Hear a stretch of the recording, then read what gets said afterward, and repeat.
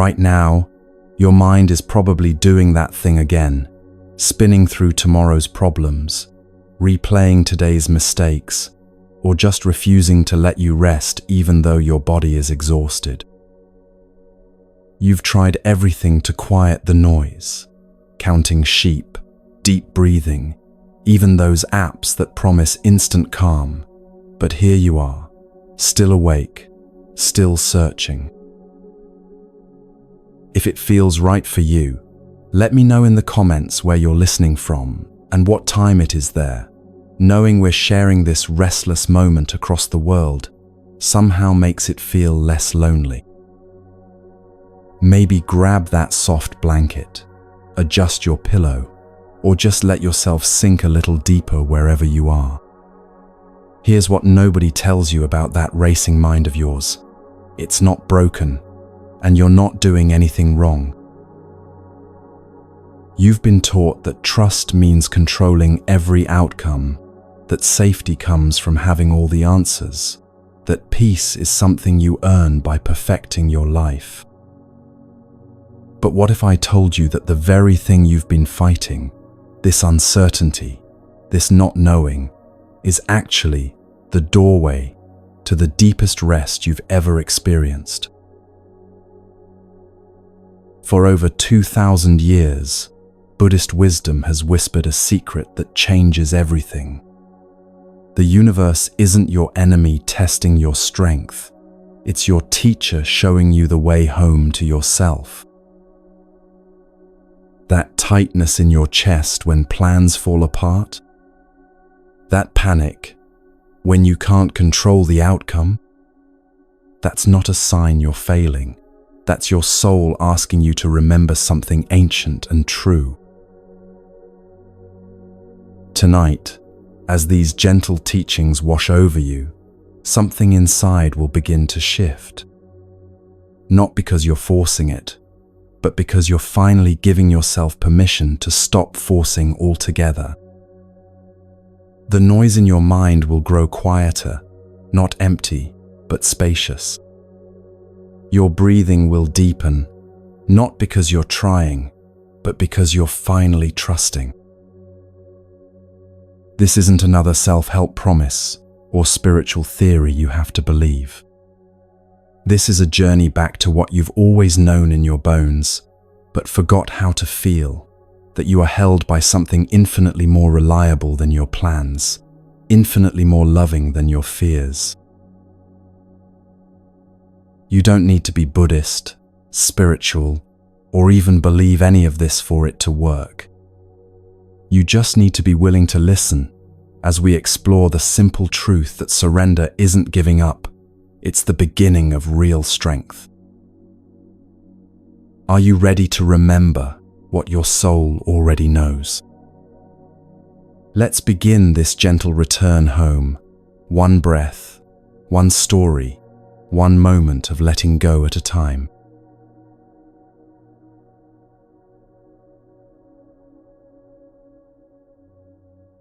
There's a story that's been whispered in Buddhist monasteries for centuries about a monk who lost everything in a single night.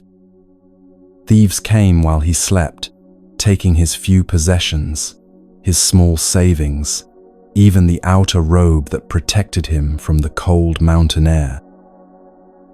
As they were leaving, this monk did something that changed the thieves' lives forever. He called out gently, "Wait, friend, you forgot something."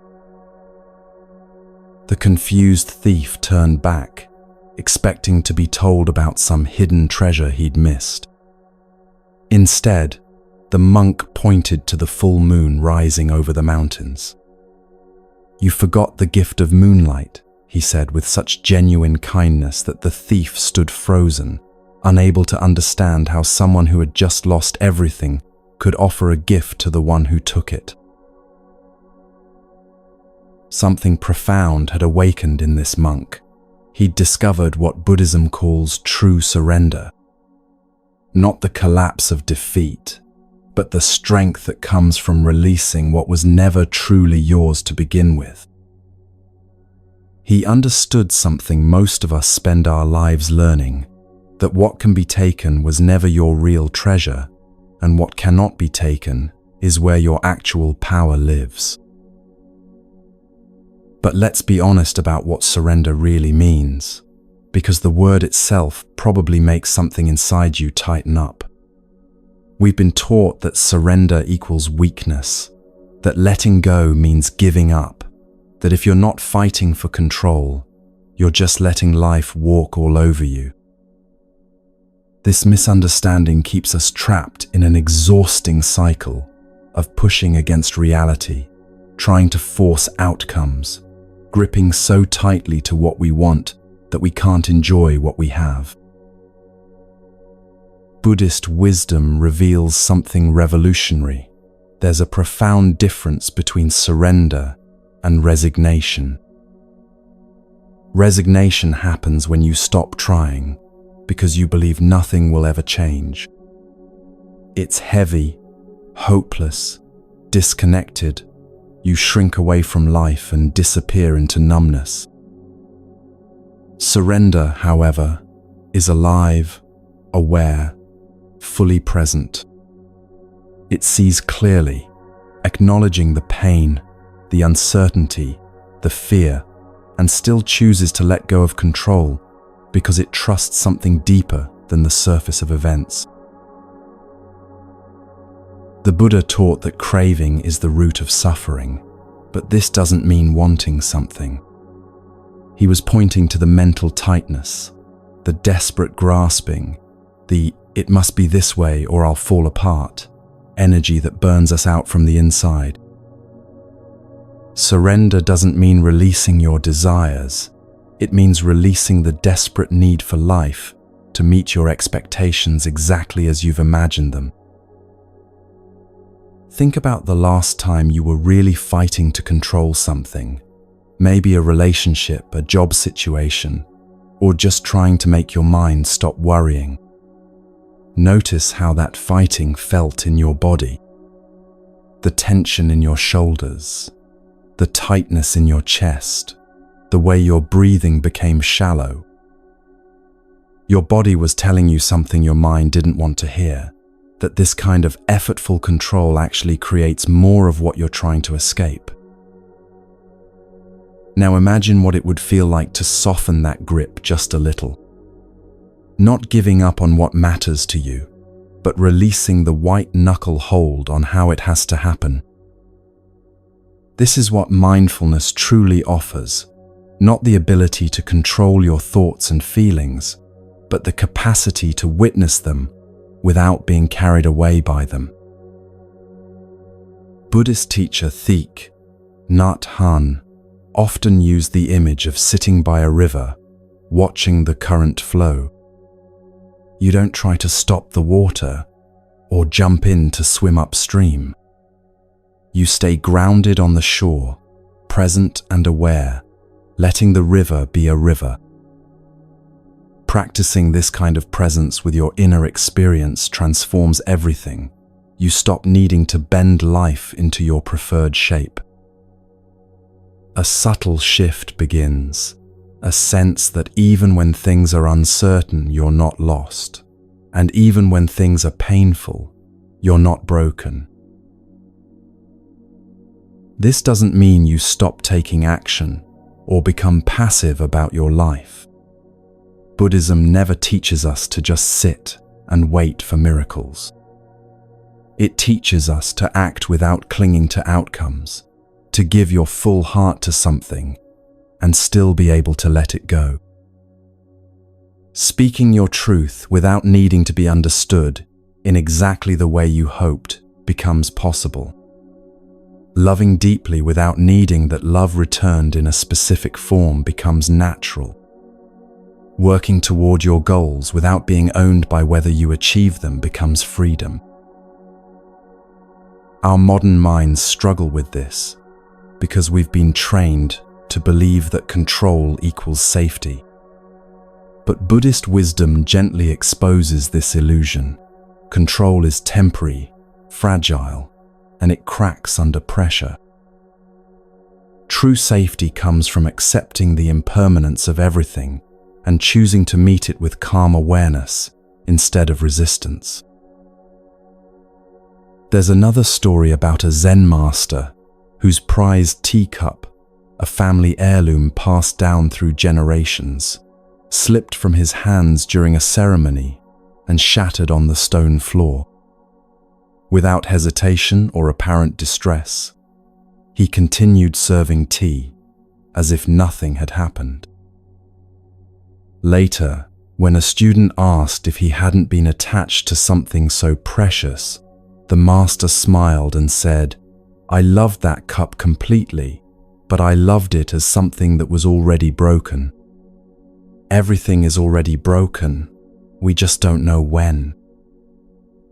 Loving things as they really are, impermanent and fragile, allows you to love them fully without the fear of losing them. This is the wisdom of surrender, not loving less, but loving more skillfully. Not caring less, but caring without the desperate clinging that turns love into suffering. Understanding that everything changes allows you to be fully present with what you love, because you're not spending your energy trying to make it permanent. Sometimes surrender looks like stopping, like resting, like choosing not to chase what keeps wounding you. Other times, surrender is fierce. It's standing your ground without needing to win. It's walking away from something not because you've lost hope, but because your soul is no longer willing to bargain for peace. Surrender is not the same as giving up. It's giving up the struggle while still walking your path. The practice begins with small moments throughout your day. Stuck in traffic, instead of fighting the reality of being late, you can practice surrendering to this moment of waiting. Someone doesn't respond to your text the way you hoped. Instead of creating stories about what it means, you can practice letting go of controlling their response. Your mind starts spinning with worry about tomorrow. Instead of trying to solve problems that don't exist yet, you can practice returning to the only moment where you actually have any power, right now. Each time you choose surrender over struggle, even in these small ways, you're rewiring your nervous system. Your body learns that it's safe to let go. Your heart discovers that it's okay to not have all the answers. Your mind finds that it can stop fighting and start flowing. This isn't about becoming passive or indifferent. It's about becoming responsive instead of reactive. Buddhist mindfulness teaches us that we are not our thoughts or emotions. We are the awareness that observes them. Anger arises, but you are not the anger. You are the space in which anger appears and passes away. Fear comes up, but you are not the fear. You are the unchanging awareness that can hold fear with compassion until it transforms. This understanding changes everything because it means you're not at the mercy of whatever arises in your experience. The Buddha spoke of this awareness as being like space itself, vast, open, unaffected by whatever moves through it.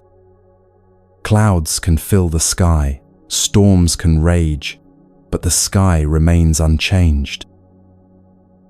Your thoughts and emotions are like weather patterns moving through the sky of your awareness, temporary, ever-changing, but not threatening to the essential spaciousness that you are. Resting in this understanding makes surrender natural. You stop trying to control the weather of your inner life and start trusting the sky that holds it all. The ancient teachings call this the peace that surpasses understanding, not because you've figured everything out, but because you've stopped needing to figure everything out in order to be okay. This peace isn't dependent on your circumstances being perfect or your mind being quiet. It's the peace that's always been here, underneath the surface activity of thoughts and emotions, waiting for you to stop looking elsewhere long enough to notice it. It's the peace that remains when you surrender the exhausting job of trying to be the CEO of the universe, and remember that you can trust the intelligence that's been beating your heart and growing your hair without your conscious effort. There's a beautiful teaching in Zen about beginner's mind, approaching each moment with fresh eyes, without the burden of needing to know everything. This attitude transforms your relationship to uncertainty. Instead of seeing not knowing as a problem to solve, you begin to see it as space for wisdom to emerge. Instead of fearing the unknown, you start to trust that your next step will become clear when you need it to. Buddhist practice often uses the metaphor of training a puppy. You don't get angry at the puppy for wandering off. You gently guide it back to where you want it to be. The same patience and kindness applies to training your mind. Your attention will wander into worry, regret, or attempts to control. This is normal, not a failure. Simply notice where your mind has gone and gently guide it back to the present moment. This gentle returning is the essence of mindfulness practice.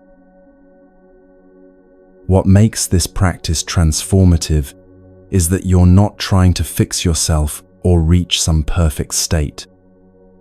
You're simply learning to be present with whatever arises, without adding the extra layer of resistance that turns pain into suffering. The original pain might still be there, but the suffering around it begins to dissolve. Consider how a tree moves in the wind.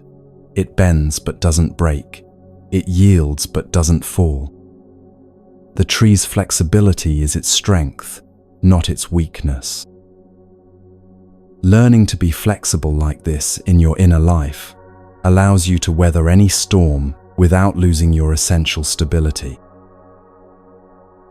As you rest into this understanding, you begin to feel something profound. You are held by something infinitely more reliable than your ability to control outcomes. You start to trust not in your capacity to make everything go right, but in your capacity to meet whatever arises with presence and wisdom. This is the beginning of real strength, the kind that doesn't need to prove itself, the kind that can be gentle because it's genuinely unafraid.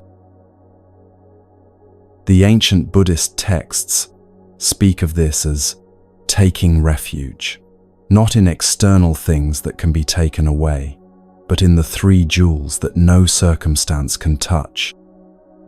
The Buddha nature within you, the Dharma or teachings that guide you, and the Sangha or community of all beings walking this path with you. These refuges are always available, always present, always offering the peace that comes from remembering what's truly reliable. Tonight, as you let these words wash over you, notice if you can soften just a little around whatever you've been trying to control. Not by forcing relaxation, but by simply remembering that the river knows how to flow, the earth knows how to turn, and your heart knows how to rest when you finally give it permission to stop carrying what was never yours to carry in the first place. This is surrender, not giving up, but giving in to the deeper wisdom that's always been guiding you home. Rest in this understanding and let the night teach you what the day forgot, that peace isn't something you achieve, but something you remember.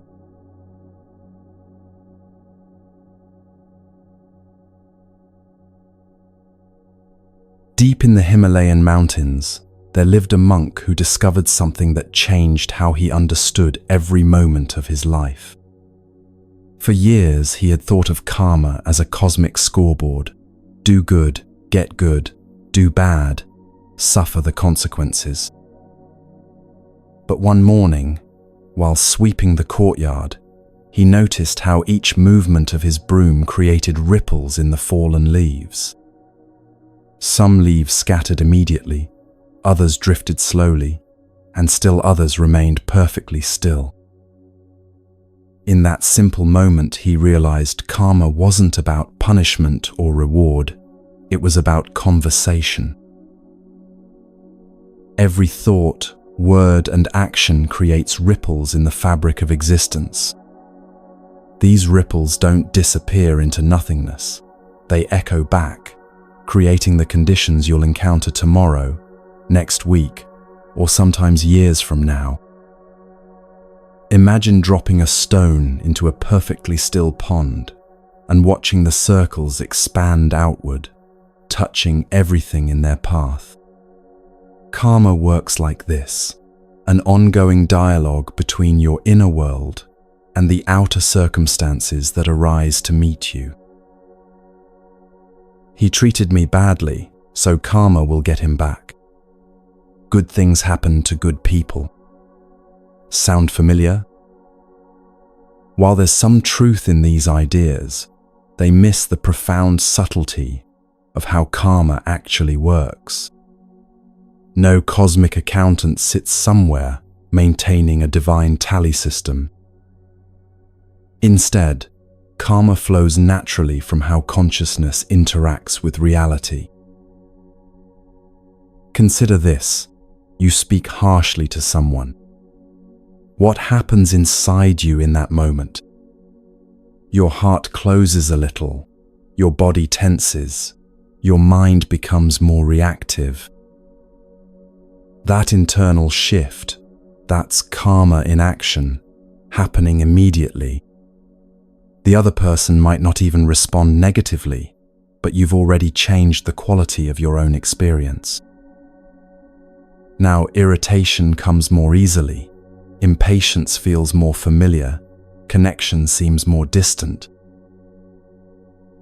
Volition, the intention behind your actions, this is where karma begins, according to ancient wisdom. Two people perform identical actions with completely different karmic consequences. Picture someone giving money to a homeless person. One gives from genuine compassion, wanting to help. Another gives from guilt or to appear generous. Externally, the actions look identical. Internally, the experiences and karmic imprints are entirely different. How does this transform your daily interactions? Rather than focusing only on what you do, attention shifts to the quality of mind from which you're acting. Speaking from patience or irritation, listening from curiosity or judgment, helping from love or obligation. The universe responds not to your performance, but to the authenticity behind it. 3 doors allow karma to flow: body, speech, and mind. Physical actions create one kind of karmic imprint: how you move through the world, treat your body, interact with others physically. Speech creates another layer, not just words but tone, timing, the silence you choose to hold or break. Mind creates the deepest impressions, thoughts you feed, emotions you cultivate, attention you give to different aspects of experience. Ordinary life becomes extraordinary when you see karma always working. Not just in dramatic moments, but in the subtle texture of everyday existence. Breathing patterns when frustrated, that's body karma. Word choices when someone disappoints you, speech karma. Thoughts your mind returns to during quiet moments, mind karma. Each moment offers countless opportunities to plant seeds of wisdom or reactivity. Here's what makes this teaching so practical. No waiting required to see results of skillful action. Choose patience over irritation. You immediately experience the spaciousness that patience brings. Speak truthfully instead of saying what someone wants to hear. You immediately feel the relief of authenticity. Offer genuine kindness. You immediately touch the warmth of your own heart. Real-time karma, the immediate feedback loop between intention and experience. But karma also unfolds across longer periods, creating patterns and conditions that emerge over time. Some karmic seeds ripen quickly, like flowers blooming in spring. Others lie dormant until the right conditions appear, like seeds waiting through winter. This explains why someone might act kindly, yet face difficulties, or act harmfully, yet seem to prosper. Karmic ripening follows its own timing, often invisible to our limited perspective. A farmer plants 2 seeds in his garden. One sprouts immediately, grows into a small flower that blooms and dies within weeks. The other shows no sign of life for months, then eventually grows into a mighty tree providing shade and fruit for decades. Both received the same care, but their timing and expression differed completely. Karma follows similar patterns. Some actions bring immediate results. Others contribute to long-term changes that shape life in ways you might not even notice. Humility and hope both arise from understanding karma properly. Humility because current circumstances aren't just random bad luck or personal failure. They connect to countless previous actions, thoughts, and intentions, many forgotten. Hope because current choices constantly create new possibilities. The past doesn't trap you, it empowers you to shape the future. Nothing fatalistic about karma. This might be its most liberating aspect. Even difficult conditions created through past actions can be transformed. Every moment offers fresh opportunity to plant different seeds. Respond with wisdom instead of reactivity. Choose love over fear. Purifying karma means not erasing the past, but transforming your relationship to it and your response to its consequences. Awareness, not trying to balance some cosmic scale, purifies karma. Clear seeing of the connection between actions and consequences naturally leads to more skillful choices. Like touching a hot stove, once you understand the relationship between touching and burning, willpower becomes unnecessary. Clear seeing leads to wise response. Mindfulness becomes essential because it allows you to catch yourself in the moment of choosing. That pause between impulse and action, precious space where you can notice the quality of your intention before speaking or acting. In that pause, what seeds am I planting with this choice? What kind of world am I creating with this response? What qualities am I strengthening through this action? Individual choices ripple into collective patterns. Personal healing contributes to family healing, community healing, world healing. Transform anger into understanding. You're not just changing your own experience. More understanding enters collective human consciousness. Choose peace over reactivity. Others find that same peace more easily. Personal spiritual practice is never just personal, always a contribution to the whole. Picture karma as a river that's always flowing. Stopping the river is impossible, but skillful navigation can be learned. Undoing every past action is impossible, but changing how you respond to consequences is always available. Controlling exactly when or how positive choices bear fruit is impossible, but trusting that they will, that's how the universe works.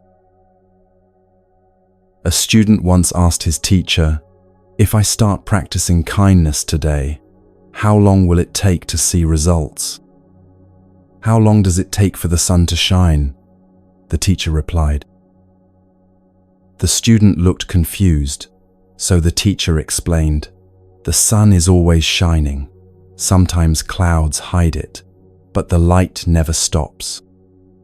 Kindness works the same way. The moment you choose kindness, it's already working, already shining, already changing you and the world around you. Results might not always appear immediately, but the light is always there. Difficulty in life takes on new meaning with this understanding. Instead of, "Why is this happening to me?" try, "What is this situation teaching me?" Rather than feeling victimized by challenging circumstances, recognize them as opportunities to practice wisdom, patience, or compassion. This doesn't mean passivity or accepting harm. It means engaging with difficulty from understanding rather than reactivity. Profound interconnectedness reveals itself through karma. Actions don't just affect you, they ripple through the web of relationships, connecting all beings. Patience practiced with one person makes you more patient with everyone you meet. Gratitude cultivated in one situation increases your capacity to appreciate all of life. Wisdom developed through one challenge becomes available for all future challenges. Reflect on this beautiful truth. Your current well-being depends on countless beings.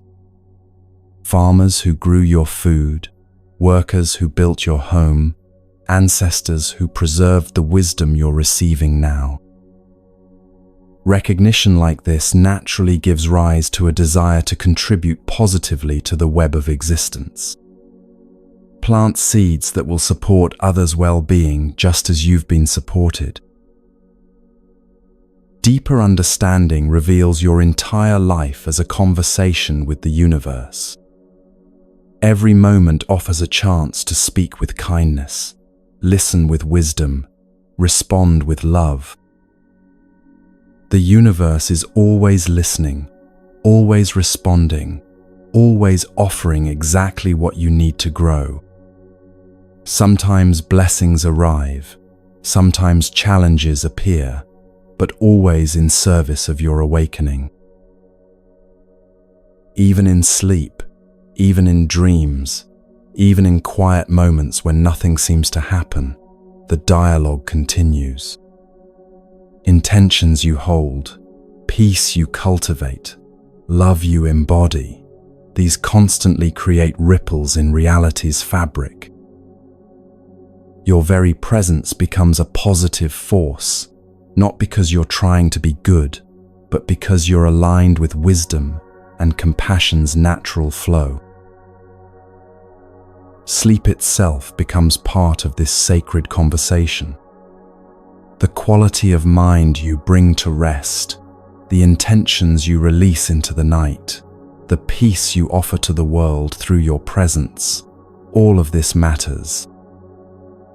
Dreams carry the energy of your daily choices, and morning brings fresh opportunities to plant new seeds. Ancient texts speak of merit, the positive energy accumulated through skillful actions. But merit isn't a spiritual bank account. It's the natural result of living in harmony with how things actually work. Act with wisdom, and wisdom grows stronger in you. Respond with compassion, and compassion becomes more natural. Choose understanding over judgment, and understanding becomes your default response. Forgiveness takes on new meaning in this context. Not because someone deserves it, or because it's the right thing to do, but because holding resentment only strengthens the patterns of anger and separation in your own consciousness. Forgiveness becomes a gift you give yourself, freeing your energy to create positive karma instead of recycling negative patterns. What about those times when you act skillfully, but things still go wrong? Or when you make mistakes but life seems to flow smoothly? Remember the farmer's two seeds. Timing in karmic ripening often defies immediate logic. Trust the process even when results aren't immediately visible. Your sincere efforts are never wasted, even if their effects unfold in ways you don't expect. Tonight, as you rest in this understanding, consider what conversation you want to have with the universe. What seeds do you want to plant with your thoughts as you drift towards sleep? What intentions do you want to carry into tomorrow? Trust that the universe is always listening, always responding, always supporting your journey toward greater wisdom and love. Karma is not your burden to carry, it's your power to wield wisely. Rest in this truth, and let your sleep itself become a gift to the world.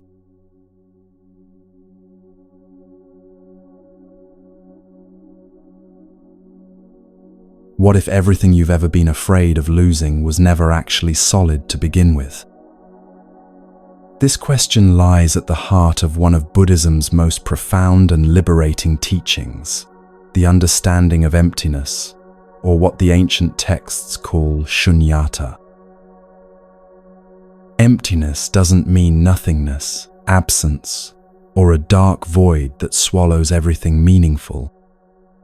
It points to something far more beautiful and freeing, the spacious, open, interdependent nature of all existence. Picture a wave on the ocean. The wave appears distinct, separate, with its own shape and movement. Yet try to find where the wave ends and the ocean begins. Impossible, isn't it? The wave is ocean, expressing itself as waveness, but it never stops being ocean. Similarly, nothing in your experience exists as a completely separate, independent entity. Everything arises from the vast web of interconnectedness, temporarily takes form, then dissolves back into the whole. A master once held up a flower before his students. "Tell me," he said, "is this flower empty or full?" The students debated for hours. Some argued it was full of color, fragrance, beauty, life force. Others insisted it was empty, destined to wither, lacking permanent essence, constantly changing. Finally, one student approached the flower, breathed in its fragrance deeply, smiled, and sat back down in silence. The master nodded. This student understood that emptiness and fullness are not opposites, but two ways of seeing the same truth. Emptiness reveals itself when you look closely at anything, your thoughts, emotions, relationships, even your sense of self. Take a thought that's been troubling you lately.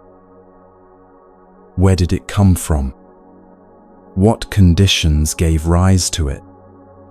Your past experiences, current circumstances, the book you read last week, the conversation you had yesterday, countless influences contributed to that thought's appearance. The thought didn't arise independently. It emerged from a web of causes and conditions. Now watch what happens to that thought. Does it stay exactly the same, or does it shift, change, evolve? Thoughts flow like water, constantly moving, never fixed in one form. Try to grasp a thought and hold it perfectly still. You'll discover it's like trying to catch air with your hands. This flowing, ungraspable quality isn't a flaw in the system. It's the very nature of reality itself, empty of fixed existence, full of creative possibility. Ancient Buddhist texts describe this as dependent origination, the understanding that nothing arises on its own. Everything depends on everything else. Your current mood depends on your sleep, your health, your relationships, the weather, the news you heard, the memories that surfaced, the dreams you had. None of these factors alone created your mood, and none of them will last forever in their current form. This interdependence extends infinitely. Your mood affects your family, which affects their interactions, which ripples out in ways you'll never fully know. Understanding emptiness doesn't make you feel small or meaningless. Quite the opposite. When you realize that nothing has fixed, unchangeable existence, you also realize that everything is workable. Your anxiety isn't a permanent feature of who you are. It's a temporary pattern arising from conditions that can change. Your relationship difficulties aren't evidence of fundamental incompatibility. They're expressions of conditions that can be addressed with wisdom and care. Depression, anger, confusion, even these seemingly solid experiences are empty of permanent existence and therefore open to transformation. Consider how you experience your own identity. Who are you? Are you your job, your relationships, your beliefs, your history? Notice how each of these aspects has changed over time. The career you thought would define you, the relationship you couldn't imagine living without, the belief you were certain would never change. All of these have shifted, evolved, or been replaced entirely. Yet something continuous remains, the awareness that has witnessed all these changes. This awareness itself is empty in the most beautiful way. It has no color, no shape, no beginning or end. It doesn't belong to any particular thought or feeling. Like space itself, it accommodates everything without being defined by anything. Joyful thoughts arise in it, sorrowful feelings pass through it, but the awareness remains unchanging, not because it's rigid, but because it's completely open. Zen masters often point to this awareness with unusual methods. One master asked his student, "Show me your mind."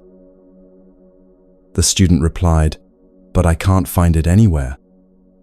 "Then I have put your mind at rest," the master said with a smile. The student had been searching for mind as if it were an object to be located, but mind is more like the sky, always present, never findable as a thing. This understanding transforms how you relate to difficult emotions. Sadness, fear, anger These experiences feel so solid when you're in the middle of them. They seem to define you, to prove something permanent about your character or circumstances.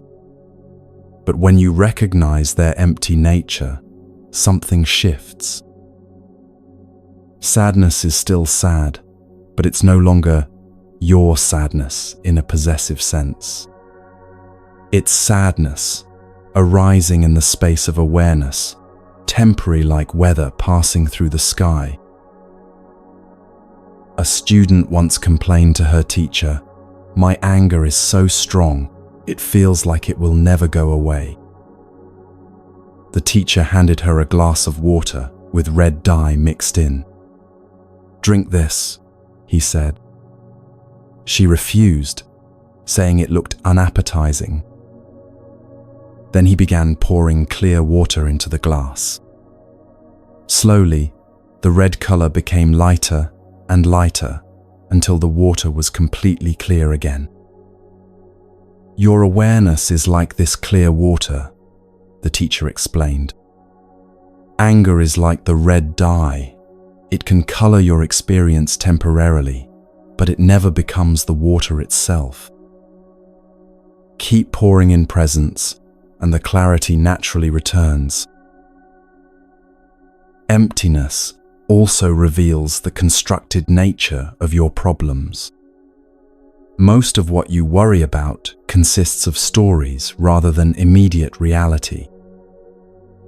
The story, "I always mess things up," creates more suffering than any actual mistake.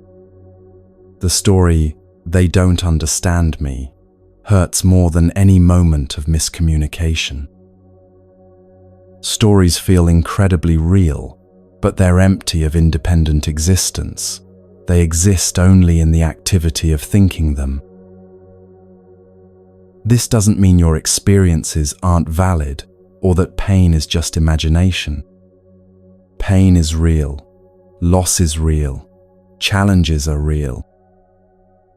But the stories we build around these experiences, stories about what they mean, how long they'll last, what they say about us, these stories are where much of our suffering actually lives. When you recognize the empty nature of these narratives, you can feel the pain without being crushed by the story about the pain. Buddhist practice offers a gentle way to explore this directly. Sit quietly and notice whatever thoughts arise. Instead of believing them or fighting them, simply observe their coming and going. Watch how they appear from nowhere, exist for a moment, then dissolve back into space. Like clouds forming and dispersing in an empty sky, thoughts have no more substance than vapor. Yet the sky that holds them, your awareness, remains vast and unaffected. Between thoughts, notice the gap. In that space between one thought and the next, what remains? Not nothingness, but an alert, aware presence. This presence doesn't think the thoughts, it witnesses them.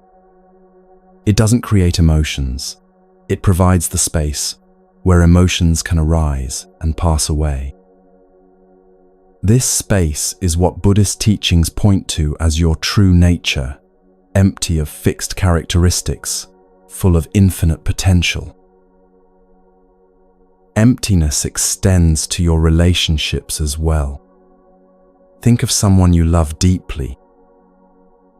What do you actually love?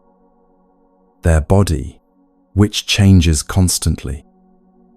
Their personality, which has evolved since you first met them.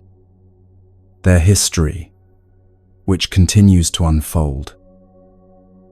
The more closely you look, the more you realize you're loving something that has no fixed essence, and somehow this makes the love more profound, not less.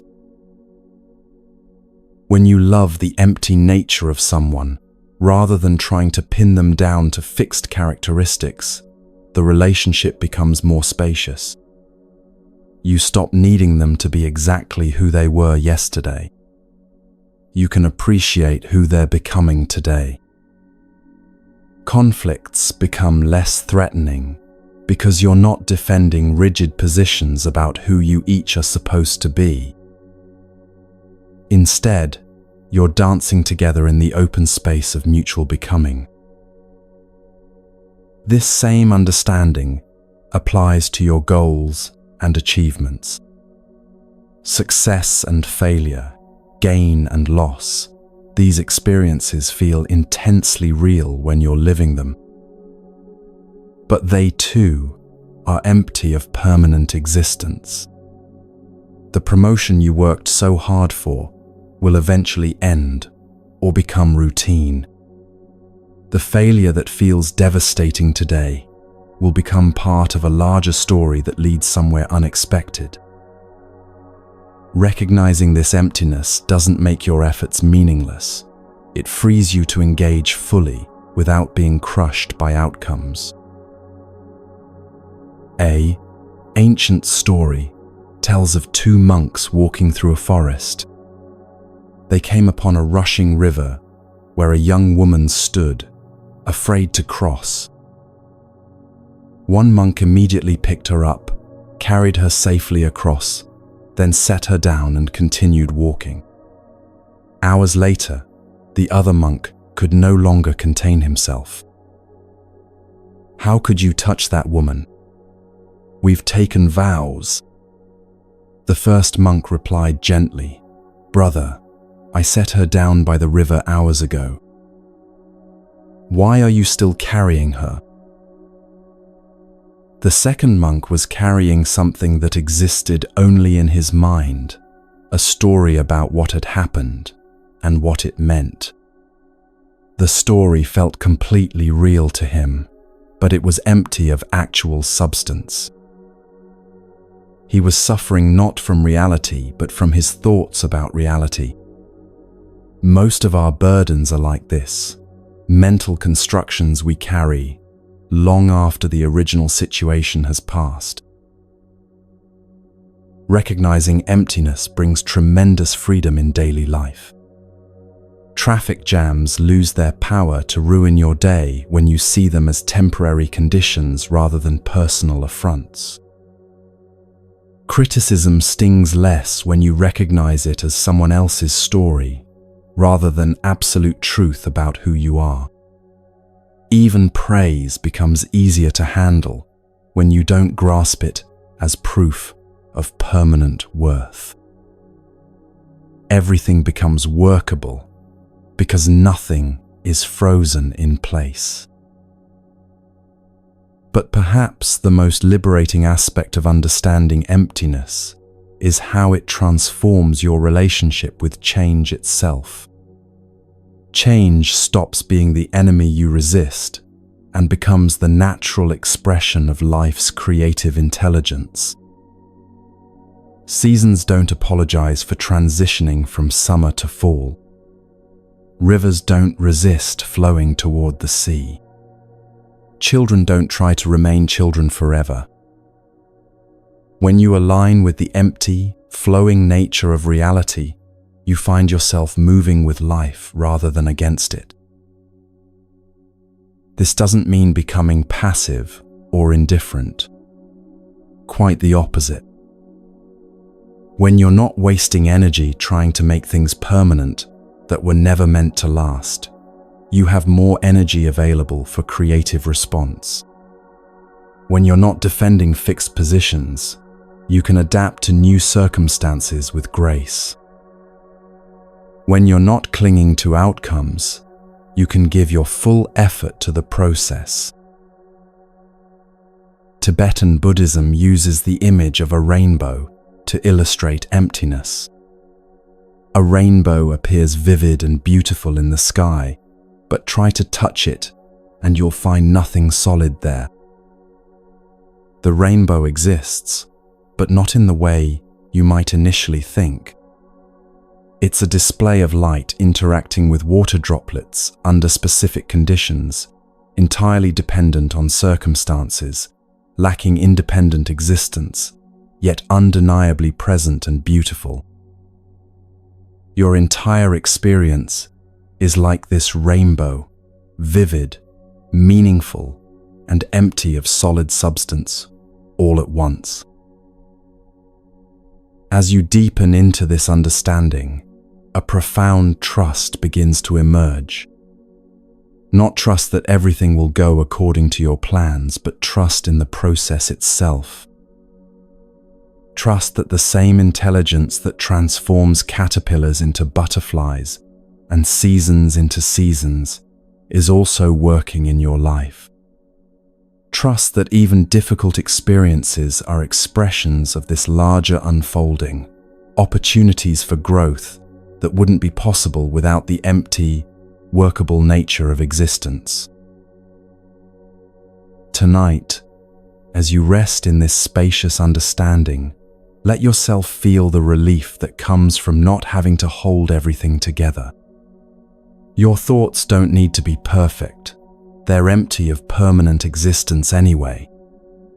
Your emotions don't need to be controlled. They're temporary weather patterns in the sky of awareness. Your life doesn't need to be figured out completely. It's an ongoing creative expression that's still unfolding. Rest in the space between thoughts, the pause between breaths, the stillness that holds all movement. This space isn't empty of value, it's empty of limitation. It's the pregnant emptiness from which all possibilities arise, the open awareness in which all experiences are held with equal compassion. Let this understanding seep into your bones as you prepare for sleep. Tomorrow's worries are empty of fixed existence. Yesterday's regrets are stories dissolving in the space of now. What remains is this moment, this breath, this awareness that has never been born and will never die. You are not a solid thing moving through empty space. You are empty space in which all things arise and pass away. Rest in this vast, loving emptiness, and let it teach you what you've always known but temporarily forgot, that you are already free.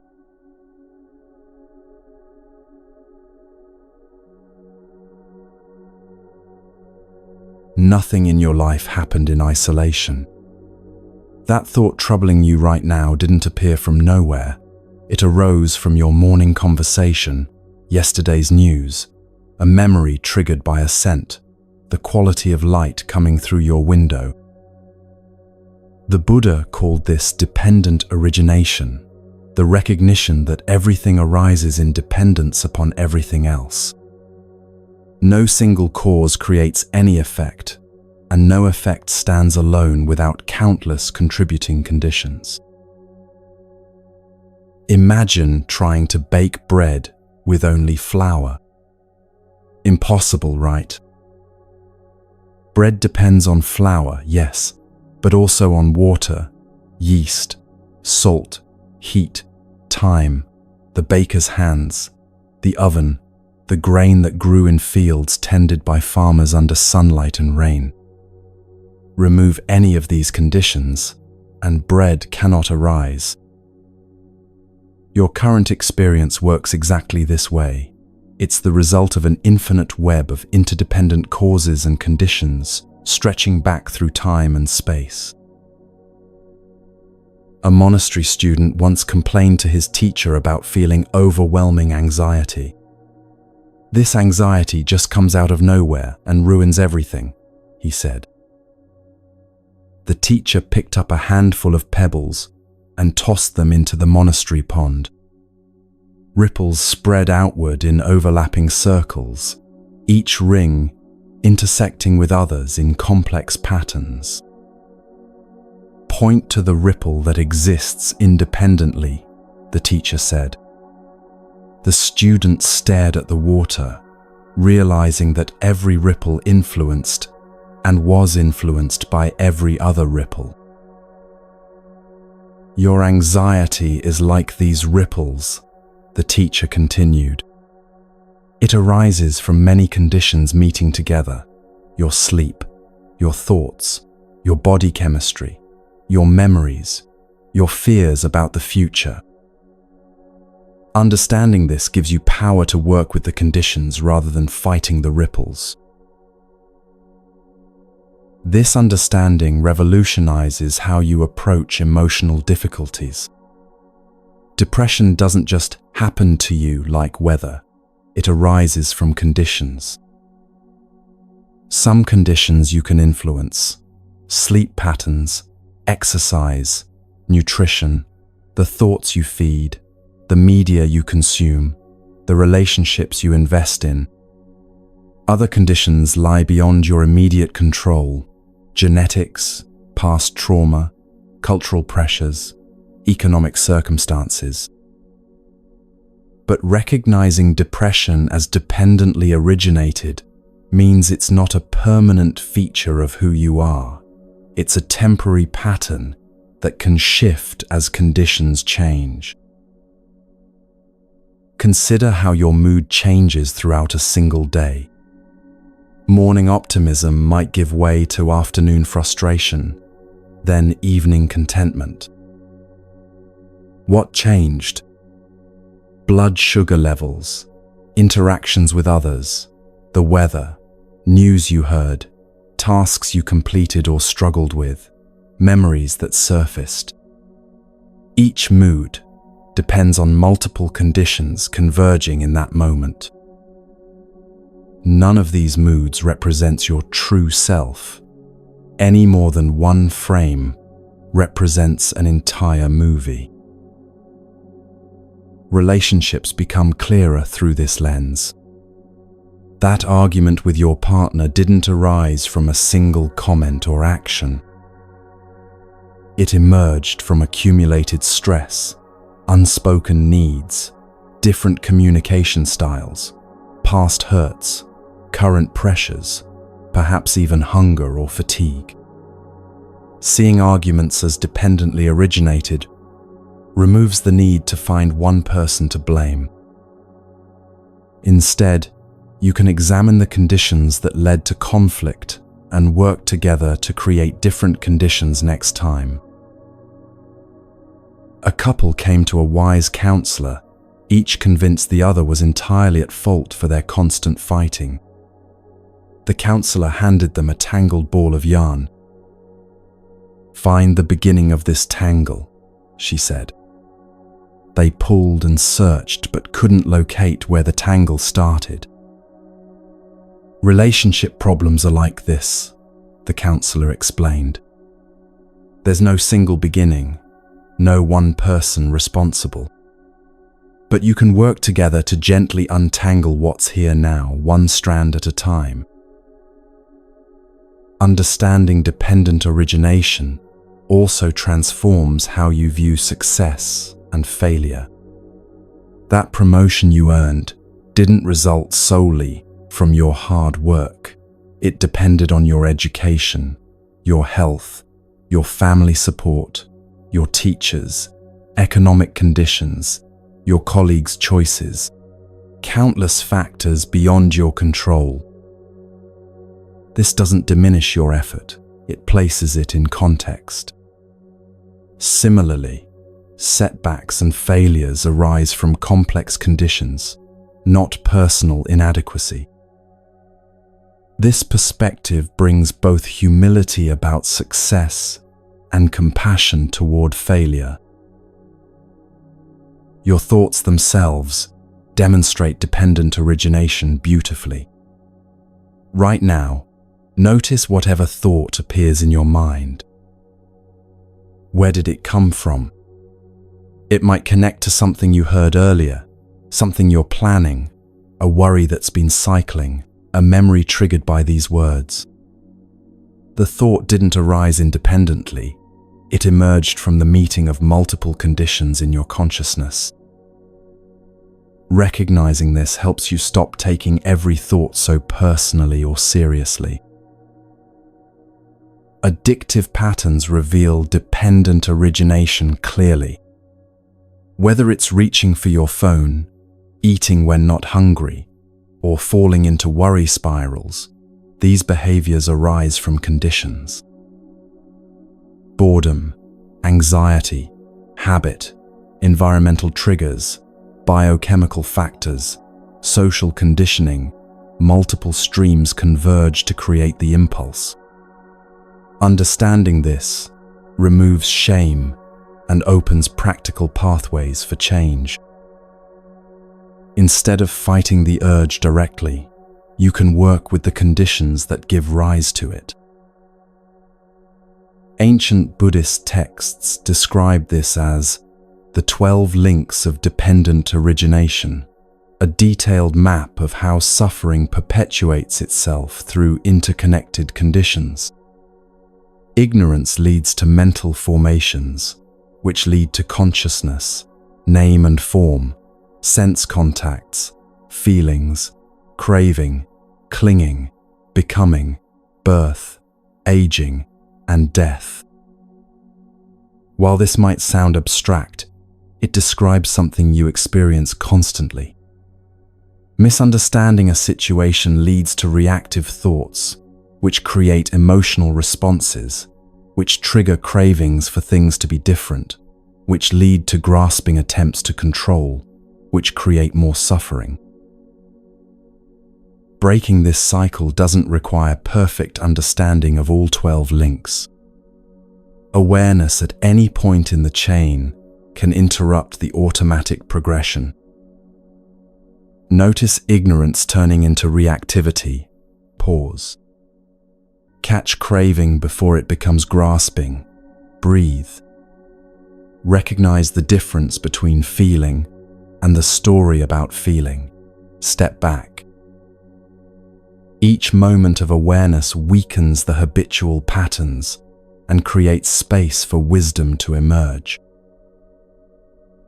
Environmental conditions powerfully influence consciousness.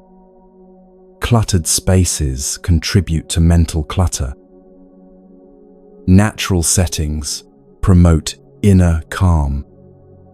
Harsh lighting affects mood differently than soft lighting.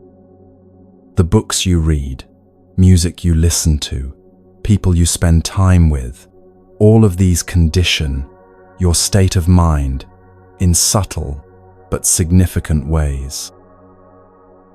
Mindful attention to your environment becomes a form of spiritual practice. Physical health and mental states interconnect through dependent origination. Poor sleep affects emotional regulation, which influences food choices, which impacts energy levels, which affects exercise habits, which influences sleep quality.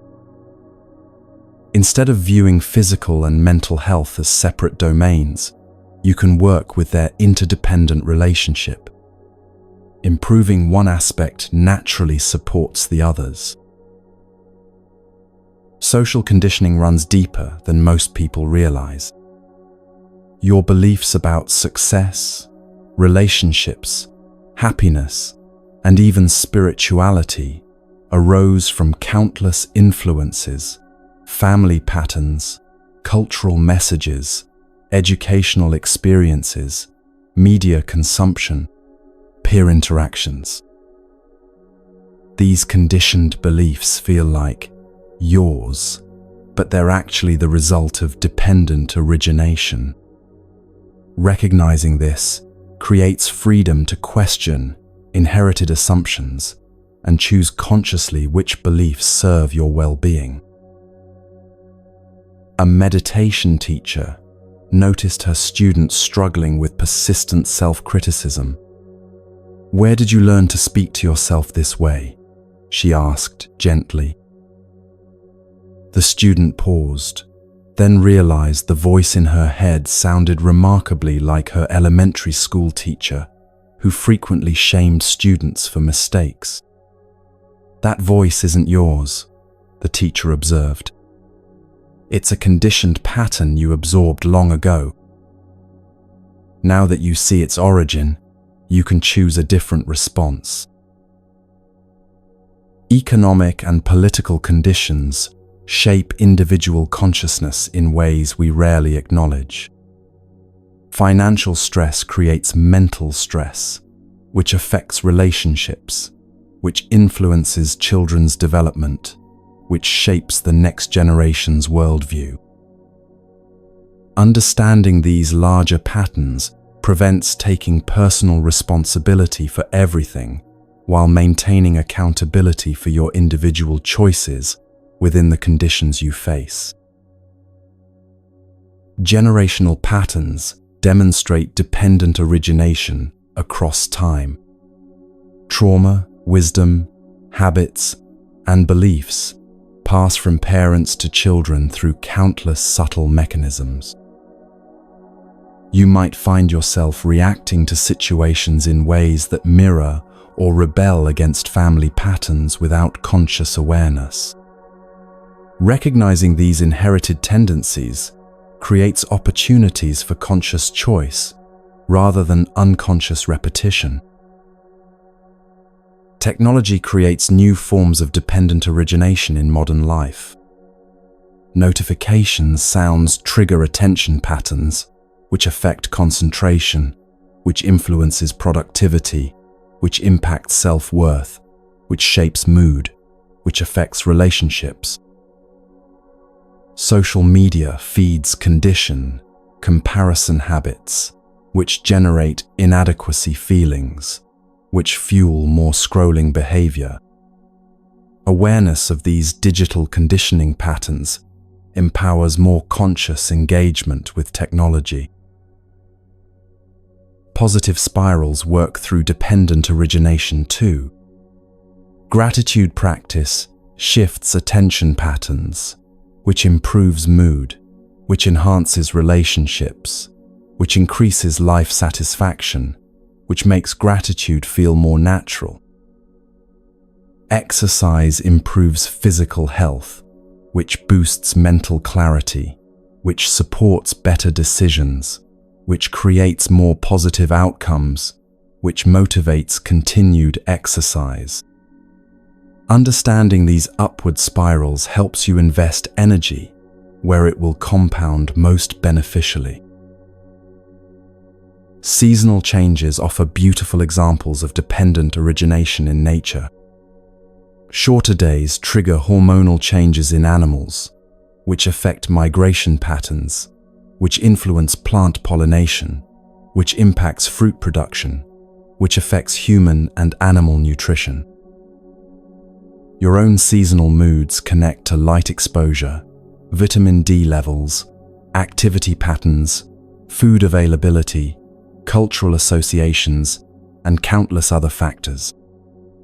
Working with natural rhythms rather than fighting them honors dependent origination. Creative expression emerges through dependent origination.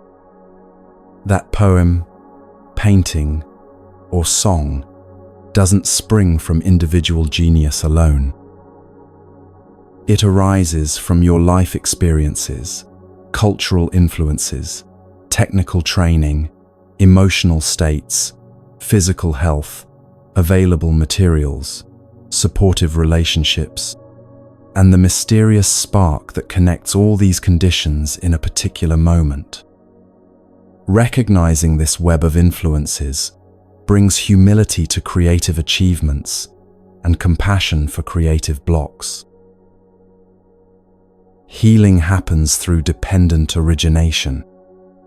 Physical recovery depends on medical treatment, rest, nutrition, emotional support, hope, and countless other factors working together. Emotional healing similarly requires multiple supportive conditions: safety, understanding, time, practices, relationships, often professional guidance. No single intervention creates transformation. Healing emerges from the gradual alignment of supportive conditions. Global interconnection becomes obvious through this lens. Your morning coffee connects you to farmers in distant countries, weather patterns affecting their crops, international trade relationships, local economics, transportation systems. The device you're using to listen to this contains materials mined from multiple continents, assembled by workers whose lives you'll never know, but whose labor touches your daily experience. Every breath you take has been breathed by countless other beings throughout history. This understanding cultivates what Buddhist teachings call interdependence awareness, the lived recognition that your well-being and everyone else's are intimately connected. Helping others becomes a natural expression of understanding rather than moral obligation. Environmental care flows from recognizing yourself as part of nature's web rather than separate from it. Compassion emerges spontaneously when you see clearly that there are no truly independent problems or independent people. As you rest into sleep tonight, feel how your peace contributes to the peace of the whole. Your relaxation creates conditions for those around you to relax. Your trust in life's interconnected wisdom strengthens the web of trust that holds all beings. Even your sleep is not separate from the larger rhythms of rest and renewal that move through all existence. Let this understanding settle into your bones. You are not an isolated individual struggling alone against an indifferent universe. You are an intimate part of life itself, arising from and contributing to the vast web of interdependent existence. Rest in this belonging and let it teach you what you've always known but sometimes forget, that you are held, supported, and loved by the very fabric of reality itself.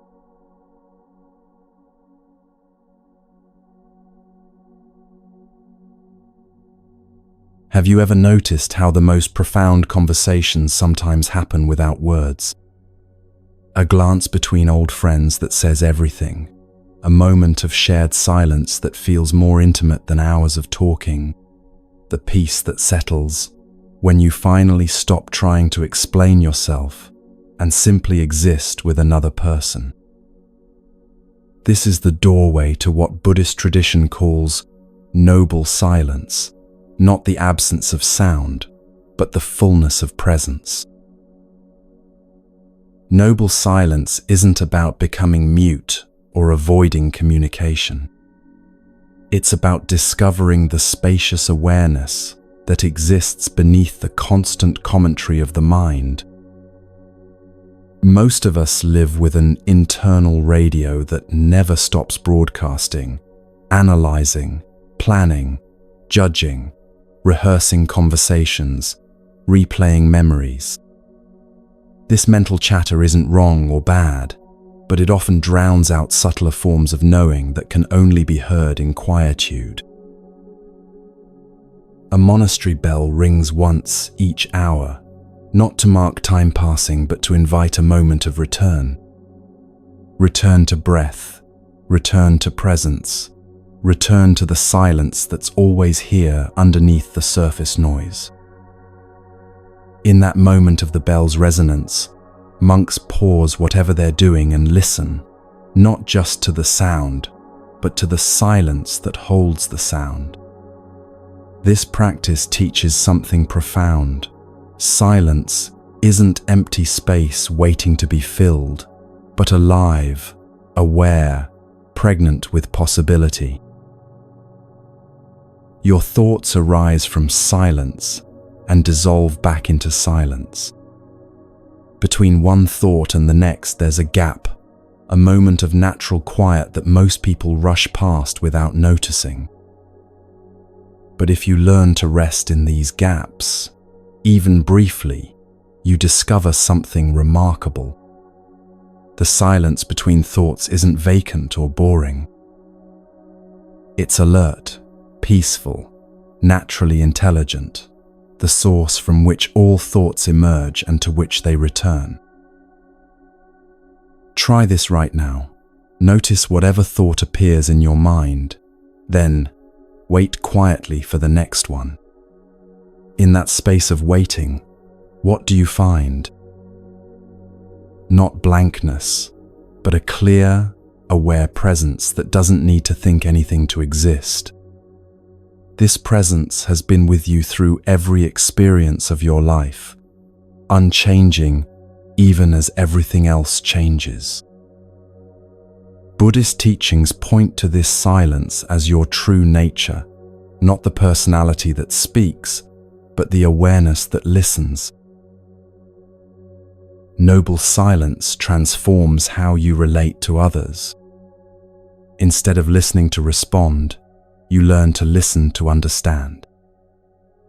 Instead of filling uncomfortable pauses with nervous chatter, you allow space for deeper truths to emerge. People feel this difference immediately. Your silence becomes a gift that invites their authenticity rather than their performance. A therapist once shared how she learned the power of therapeutic silence. Early in her career, she felt compelled to offer solutions, insights, or encouragement whenever clients paused in their sharing.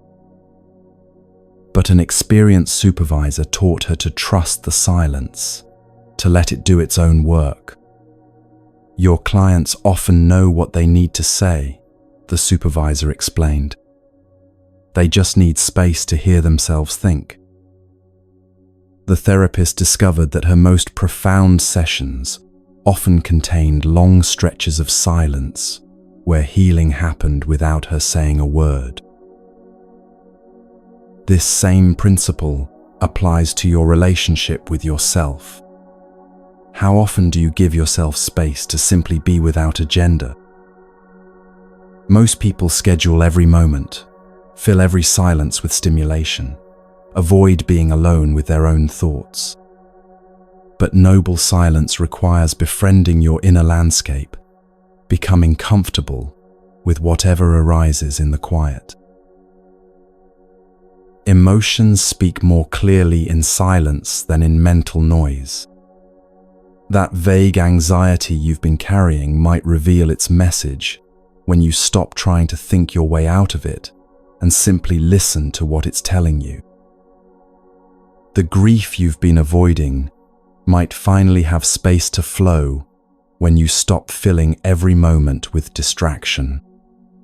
Joy often emerges spontaneously in silence, not because something wonderful happened, but because you're finally present enough to notice the wonder that's always here.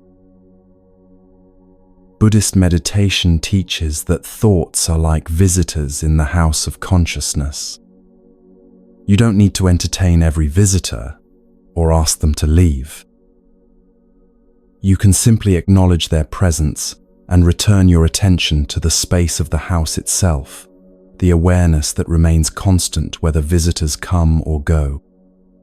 This shift from identifying with thoughts to resting in the awareness that observes them is one of the most liberating discoveries possible. A student complained to her meditation teacher, "My mind is too busy for silence. I can't stop thinking." The teacher handed her a snow globe and asked her to shake it vigorously. "Now make the snow settle by shaking it more," he said. The student looked puzzled. "That's impossible. The snow settles when I stop shaking." "Exactly," the teacher smiled. "Your thoughts are like the snow. They settle naturally when you stop stirring them with more thinking." Noble silence doesn't require formal meditation, though meditation certainly cultivates it. You can practice silent awareness while walking, eating, listening to music, or even during conversations. It's about bringing a quality of spacious attention to whatever you're experiencing, rather than getting lost in mental commentary about the experience. Walking meditation offers a beautiful introduction to moving silence.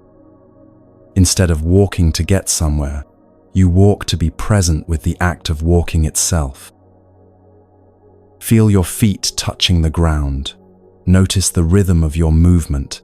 Let your attention rest in the simple miracle of locomotion. The mind will wander into planning or remembering, but each time you notice this, gently return to the immediate sensations of walking. This is how you train attention to rest in presence rather than getting carried away by mental activity. Eating in silence can transform a routine activity into a profound practice. Taste each bite fully. Notice textures and temperatures. Appreciate the nourishment entering your body. Without the distraction of conversation or entertainment, you discover how much richness exists in simple acts when they receive your complete attention. Many people are amazed to realize they've been eating unconsciously for years, missing the actual experience while thinking about other things. Noble silence also reveals the difference between reaction and response. In the gap between stimulus and action, wisdom has space to emerge. Someone criticizes you. Instead of immediately defending or attacking, silence allows you to feel the initial sting, recognize it as temporary sensation, and choose your response from a calmer place. This pause might last only seconds, but it can transform conflicts into opportunities for understanding. The practice challenges our culture's addiction to noise and stimulation. Background music, constant connectivity, the need to fill every moment with content. These habits keep us disconnected from the subtle guidance that emerges in quiet. Noble silence isn't about rejecting all stimulation, but about choosing consciously when to engage and when to rest in natural awareness. Intuition speaks in whispers, not shouts. The knowing that emerges about which job to take, how to handle a difficult relationship, or what your body needs for healing often comes through quiet inner sensing rather than logical analysis. This intuitive guidance is always present, but it gets drowned out by mental noise. Silence creates the conditions where you can hear these subtle signals clearly. A businessman was facing a major career decision that analysis couldn't resolve. Every logical approach led to different conclusions, and he felt stuck in endless mental loops. Finally, exhausted from thinking, he took a silent walk in nature, without any agenda to figure things out. 20 minutes into the walk, the right choice became obvious, not through reasoning, but through a clear inner knowing that emerged when his mind finally got quiet. He later said it felt like the decision was waiting for him to stop thinking long enough to receive it. Noble silence in relationships requires trust that connection can deepen through shared presence, rather than constant communication. Couples who learn to be silent together often discover intimacy they never found through talking. Friends who can sit quietly without feeling awkward have touched something precious. Even brief moments of silence during conversations allow deeper truths to surface that might never emerge through rapid verbal exchange. Children naturally understand this kind of silence until adults teach them to fill every moment with words. Watch a child absorbed in play, completely present with their activity, not narrating or analyzing, but simply being with their experience. This quality of absorbed presence is what noble silence restores, the capacity to be fully here without the mind's constant commentary. The practice also transforms your relationship with uncomfortable emotions.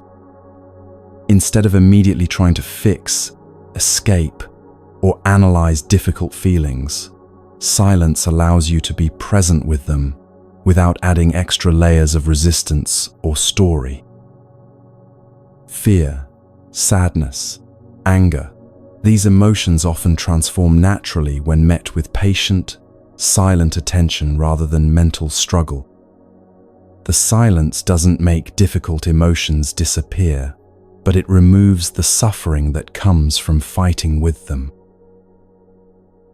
Creative inspiration often emerges from silence rather than forced effort. Artists, writers, musicians, and innovators throughout history have described their best ideas arising during quiet moments, while walking, showering, or simply sitting without agenda. The silence allows unconscious processing to complete and fresh perspectives to emerge organically. Buddhist teachings describe different qualities of silence. There's the silence of suppression, where thoughts and feelings are pushed down. There's the silence of indifference, where you've stopped caring. And there's noble silence, alert, compassionate, fully present awareness that includes everything without being disturbed by anything. This noble quality of silence is healing not because it eliminates what's difficult, but because it provides the spacious presence where healing can naturally occur. As you prepare for sleep tonight, experiment with letting go of the need to solve, plan, or figure anything out. Allow your mind to settle like snow in a snow globe that's no longer being shaken. Rest in the silence between thoughts, the pause between breaths, the spacious awareness that's always been here waiting for you to return. This silence isn't empty. It's pregnant with peace, alive with love, naturally intelligent in ways the thinking mind can never comprehend. Let it hold you as you drift towards sleep, trusting that the same silence which holds your dreams will be here when you wake, unchanged and unchanging, your deepest refuge and your truest home.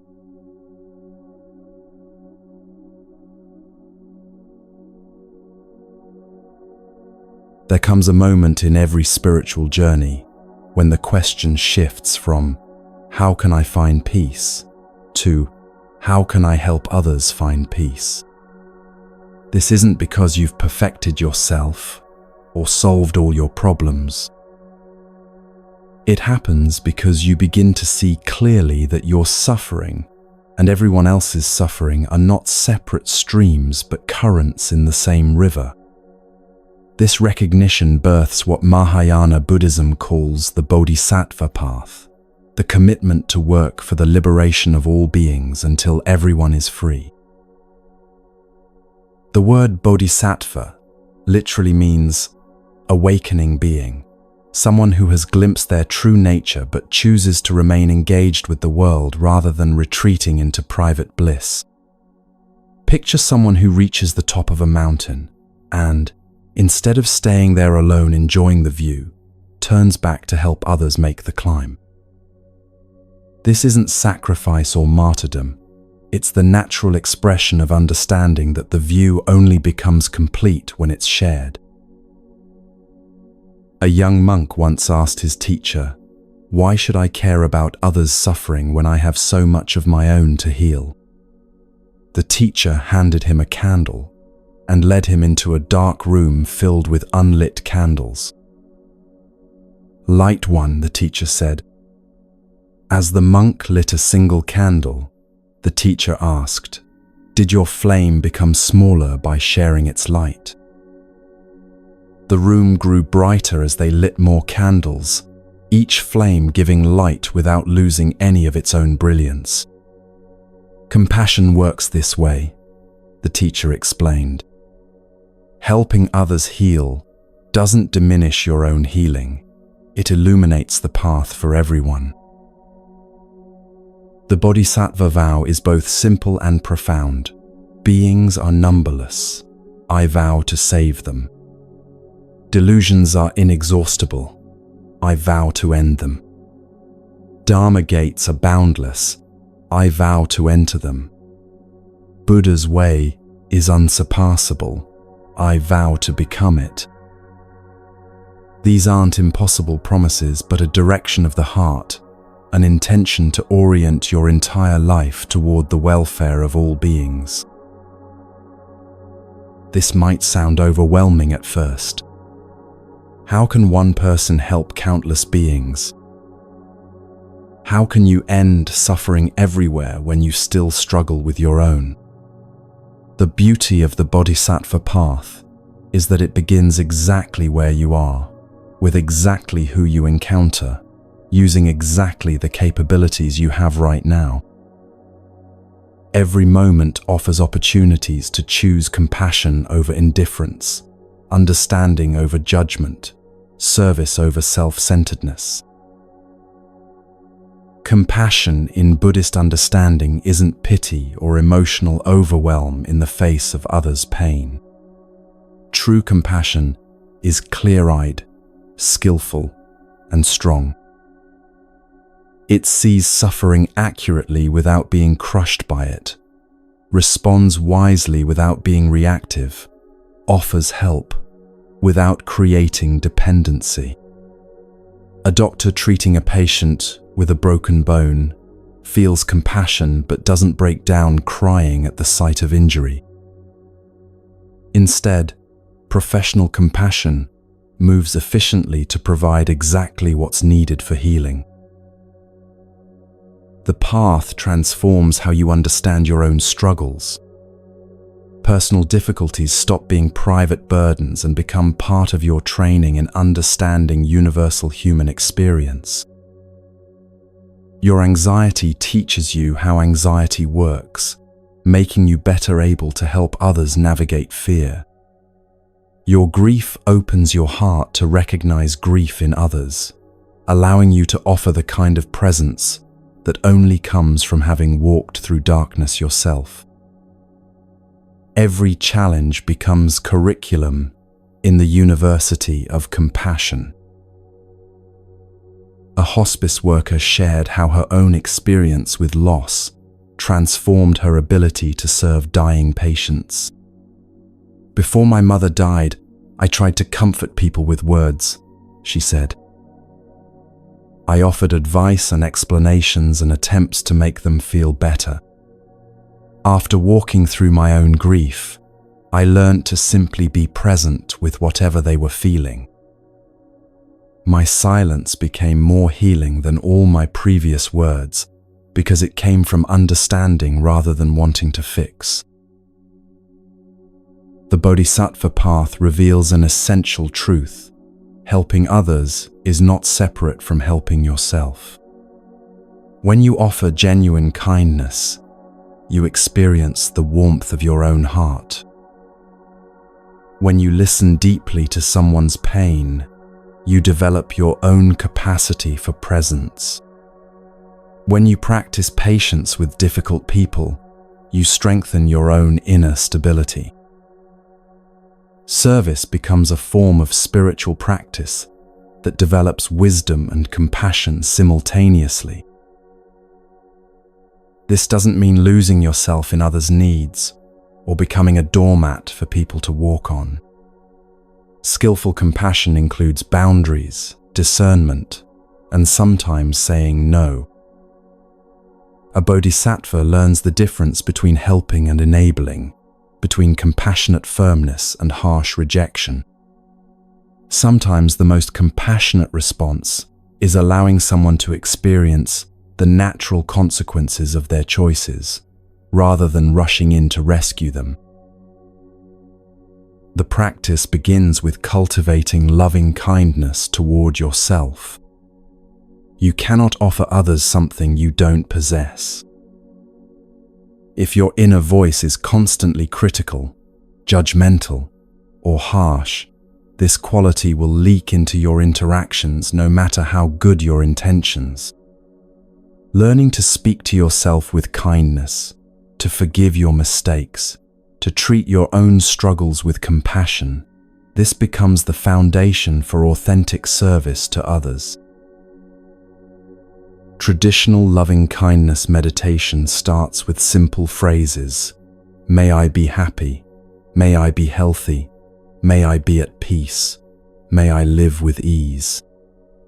You repeat these wishes sincerely until you can feel genuine goodwill toward yourself. Then you extend the same wishes to loved ones, neutral people, difficult people, and finally all beings everywhere. This practice literally rewires your neural pathways, making compassion more automatic and genuine care more natural. The ripple effects of this practice are remarkable. When you begin truly wishing for your own well-being, you stop sabotaging yourself through negative thought patterns, poor self-care, or remaining in harmful situations. When you genuinely wish others well, your interactions become less defensive and more open. Conflicts resolve more easily because you're not trying to win but to understand. People feel your sincere goodwill and often respond with their own kindness. Compassion fatigue, the exhaustion that comes from caring too much, usually indicates caring in an unskillful way. When you try to take responsibility for others' feelings or fix problems that aren't yours to fix, caring becomes draining rather than nourishing. The Bodhisattva path teaches compassionate detachment, caring deeply while remaining free from attachment to specific outcomes. You offer your best effort and genuine love, then trust that each person's healing happens in their own way and timing. A social worker who had worked with homeless populations for 20 years explained how she avoided burnout. "Early in my career, I measured success by how many people I could house or how quickly they changed their lives. I took every setback personally and carried everyone's problems home with me. Eventually, I learned that my job was to plant seeds of possibility and trust others to tend their own gardens. Some seeds sprout immediately, others lie dormant for years, some never grow, but planting them with love is always worthwhile, regardless of the visible results. The path also transforms your understanding of what helps people most. Often it's not advice, solutions, or attempts to fix their problems. More frequently, people need to feel seen, heard, and accepted as they are rather than pressured to be different. Your calm presence during someone's emotional storm can be more healing than any words you might offer. Your refusal to judge their struggles creates safety, where their own healing wisdom can emerge. Bodhisattva compassion extends beyond helping individuals to addressing systemic causes of suffering. Personal healing and social justice become integrated rather than competing priorities. You work on transforming the anger, greed, and ignorance in your own mind, while also working to transform structures that perpetuate these forces in society. Inner peace and outer peace are recognized as inseparable aspects of the same awakening. Environmental care flows naturally from Bodhisattva consciousness. When you recognize all beings as part of your extended family, protecting their habitat becomes as natural as caring for your own home. Climate action, wildlife protection, and sustainable living aren't burdens imposed by moral obligation, but expressions of love for the web of life that sustains everyone. The vow creates what Buddhist teachers call spiritual urgency, not frantic rushing, but clear prioritization of what matters most.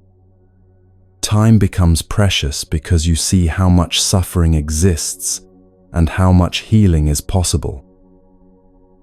Petty concerns naturally fall away as your energy redirects toward what serves the greater good. This doesn't make you serious or grim. Often it brings lightness because you're finally living in alignment with your deepest values. Daily life becomes a continuous opportunity for practice. Patience with slow internet becomes training in equanimity. Kindness to a rude cashier becomes compassion practice.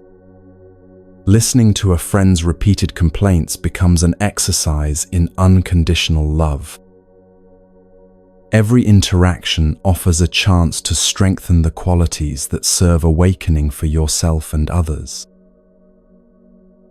The Bodhisattva path includes what's called skillful means, adapting your approach to what each situation requires. Sometimes compassion looks like gentle comfort, other times like fierce truthfulness.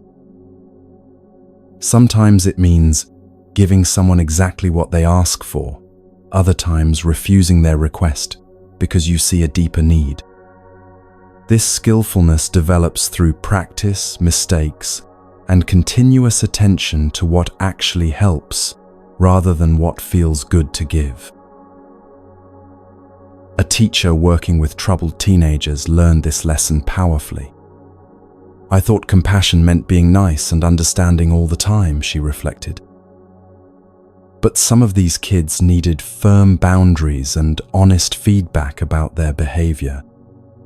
When I started caring enough to set limits and tell difficult truths, that's when real breakthroughs began happening.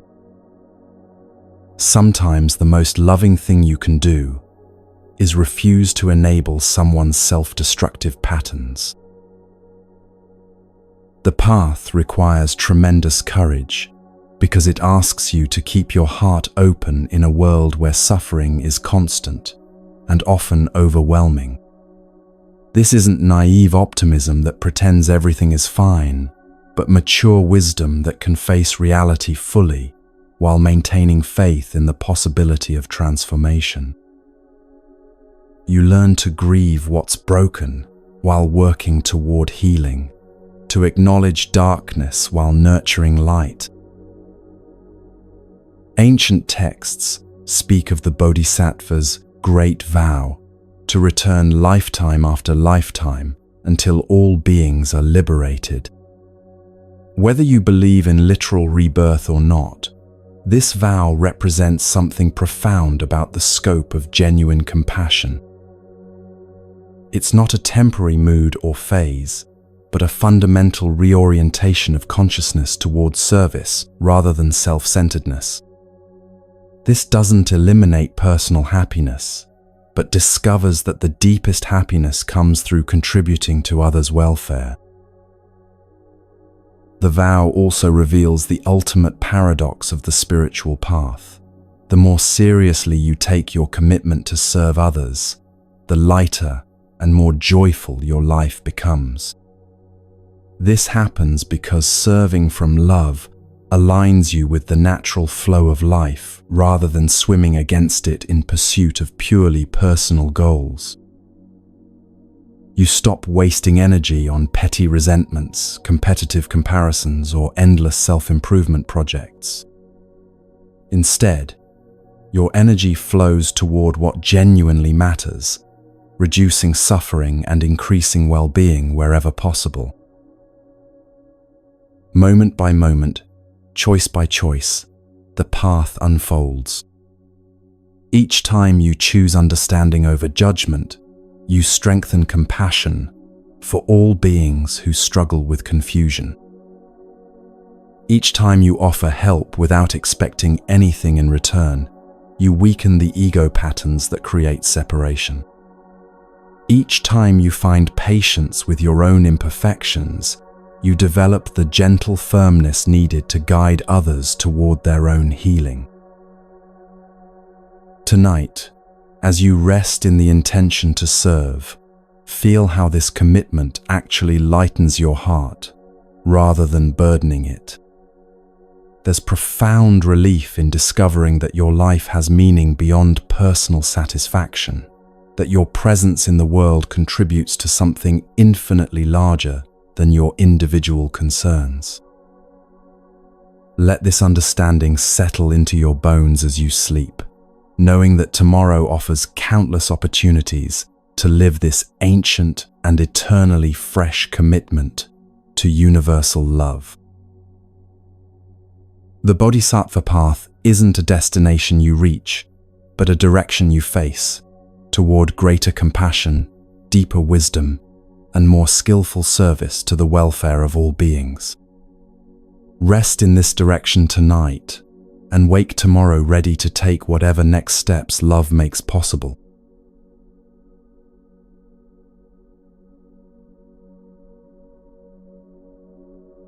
Close your eyes and imagine holding a single sheet of paper. Now try to remove the cloud from that paper. Impossible, isn't it? Without clouds, there would be no rain. Without rain, no trees could grow. Without trees, no paper could exist. The Vietnamese Zen master Thich Nhat Hanh used this simple example to point toward one of the most profound truths of existence, what he called interbeing. Interbeing means that nothing exists independently. Everything contains everything else. You cannot remove the sunshine from the paper because sunlight fed the trees that became the pulp. You cannot remove the logger, the mill worker, the truck driver, or even the logger's breakfast that gave him energy to cut the tree. That piece of paper contains the entire universe, not metaphorically but literally. Right now, as you listen to these words, you are breathing air that has circulated through countless lungs before yours. The oxygen entering your bloodstream may have been exhaled by a child playing in a park yesterday, a whale surfacing in the Pacific last month, or a tree growing in a forest you'll never see. Your out-breath will nourish plants that feed animals, that sustain ecosystems, that support communities across the globe. You are not separate from this vast breathing web. You are an intimate participant in it. A grandmother once told her anxious grandson, "You think you're alone, but look at your hand." She traced his palm with her finger. This hand was shaped by your father's genes and your mother's nutrition during pregnancy. It was strengthened by the milk you drank from cows that grazed on grass, that grew in soil enriched by countless generations of decomposed leaves. It learnt to write with tools made by people whose names you'll never know. How can you be alone when your very existence depends on so many beings working together?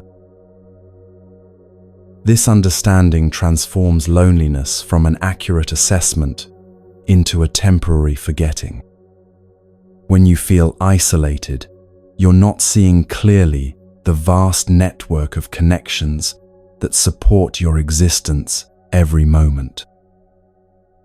The water flowing from your tap connects you to watersheds, treatment plants, pipes maintained by workers, engineers who designed the systems. The food in your refrigerator links you to farmers, soil microorganisms, weather patterns, transportation networks, grocery store employees. You are never actually alone. You're always held by invisible threads of interdependence. Interbeing reveals itself beautifully in families across generations. Your great-grandmother's courage in facing hardship lives on in your capacity to handle difficulty. Her hands that kneaded bread to feed her children share genetic patterns with your hands holding this device. The love songs your grandfather hummed while working echo in musical rhythms that still make your heart light up. You carry forward not just DNA but dreams, hopes, unfinished stories, and healing that your ancestors began but couldn't complete. This continuity flows both backward and forward in time. The kindness you offer a stranger today may inspire them to speak more gently to their child tonight, shaping that child's understanding of how the world works, influencing how they'll treat their own children decades from now. Your great-great-grandchildren will inherit the consequences of choices you make this week, though you'll never meet them and they'll never know your name.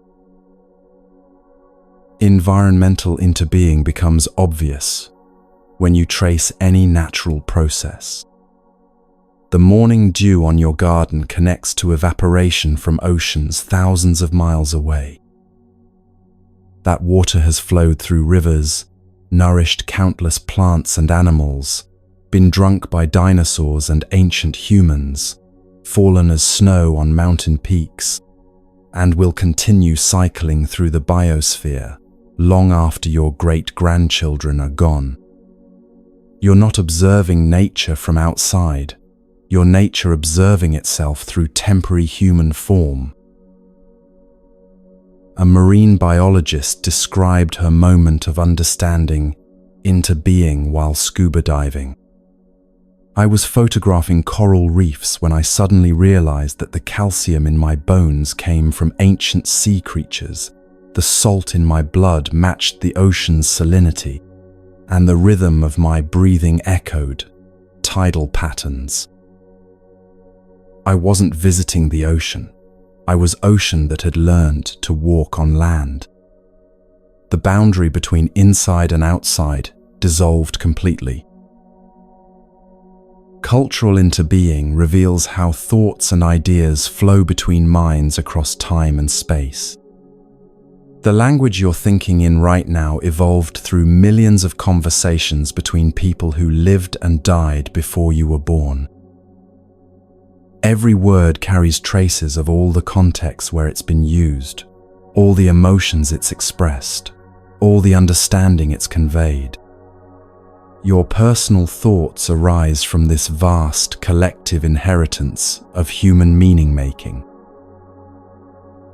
Music demonstrates interbeing powerfully. A song that moves you contains the musician's life experiences, cultural influences from their community, instrument-making traditions passed down through generations, acoustic principles discovered by ancient mathematicians, and emotional patterns that resonate across human hearts everywhere. When music touches you deeply, you're recognizing yourself in this web of interconnected creativity. Economic systems reveal interbeing through global supply chains.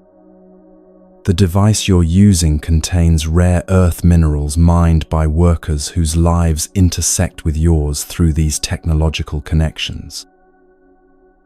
Every purchase you make sends ripples through networks of production, transportation, and consumption that affect people and ecosystems you'll never encounter directly. Your economic choices participate in either exploitation or justice, environmental destruction or sustainability, community building or isolation. Understanding interbeing changes how you approach personal problems. Your anxiety isn't just yours. It's connected to family stress patterns, cultural pressures, economic uncertainty, environmental changes, and collective human responses to rapid technological change. This doesn't remove your responsibility for addressing anxiety, but it places your struggle in a larger context that reduces shame and blame. You're not defective. You're responding to complex conditions that affect millions of people.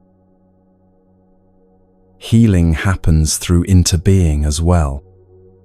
When you develop greater emotional regulation, everyone in your family system benefits. Children unconsciously mirror their parents' nervous system states, so your increased calm directly affects their sense of safety. Co-workers pick up on your reduced reactivity and become less defensive themselves. Your personal healing radiates outward in ways you'll never fully track, but that genuinely contribute to collective well-being. A therapist working with trauma survivors noticed this ripple effect in her practice. When one family member heals their relationship with anger, other family members often report feeling safer to express their own emotions. When someone breaks a pattern of addiction, their children gain permission to trust their own bodies and instincts. Individual healing is never just individual. It's always contributing to the healing of larger systems. Interbeing extends to relationships with ideas and beliefs. The thoughts you think most frequently don't just affect your mood, they influence the mental atmosphere of every space you enter. Chronic worry creates a field of anxiety that others unconsciously absorb. Habitual gratitude generates an environment where appreciation becomes more natural for everyone nearby. Your inner life is not private in the way you might imagine. It's constantly communicating with and influencing the consciousness around you.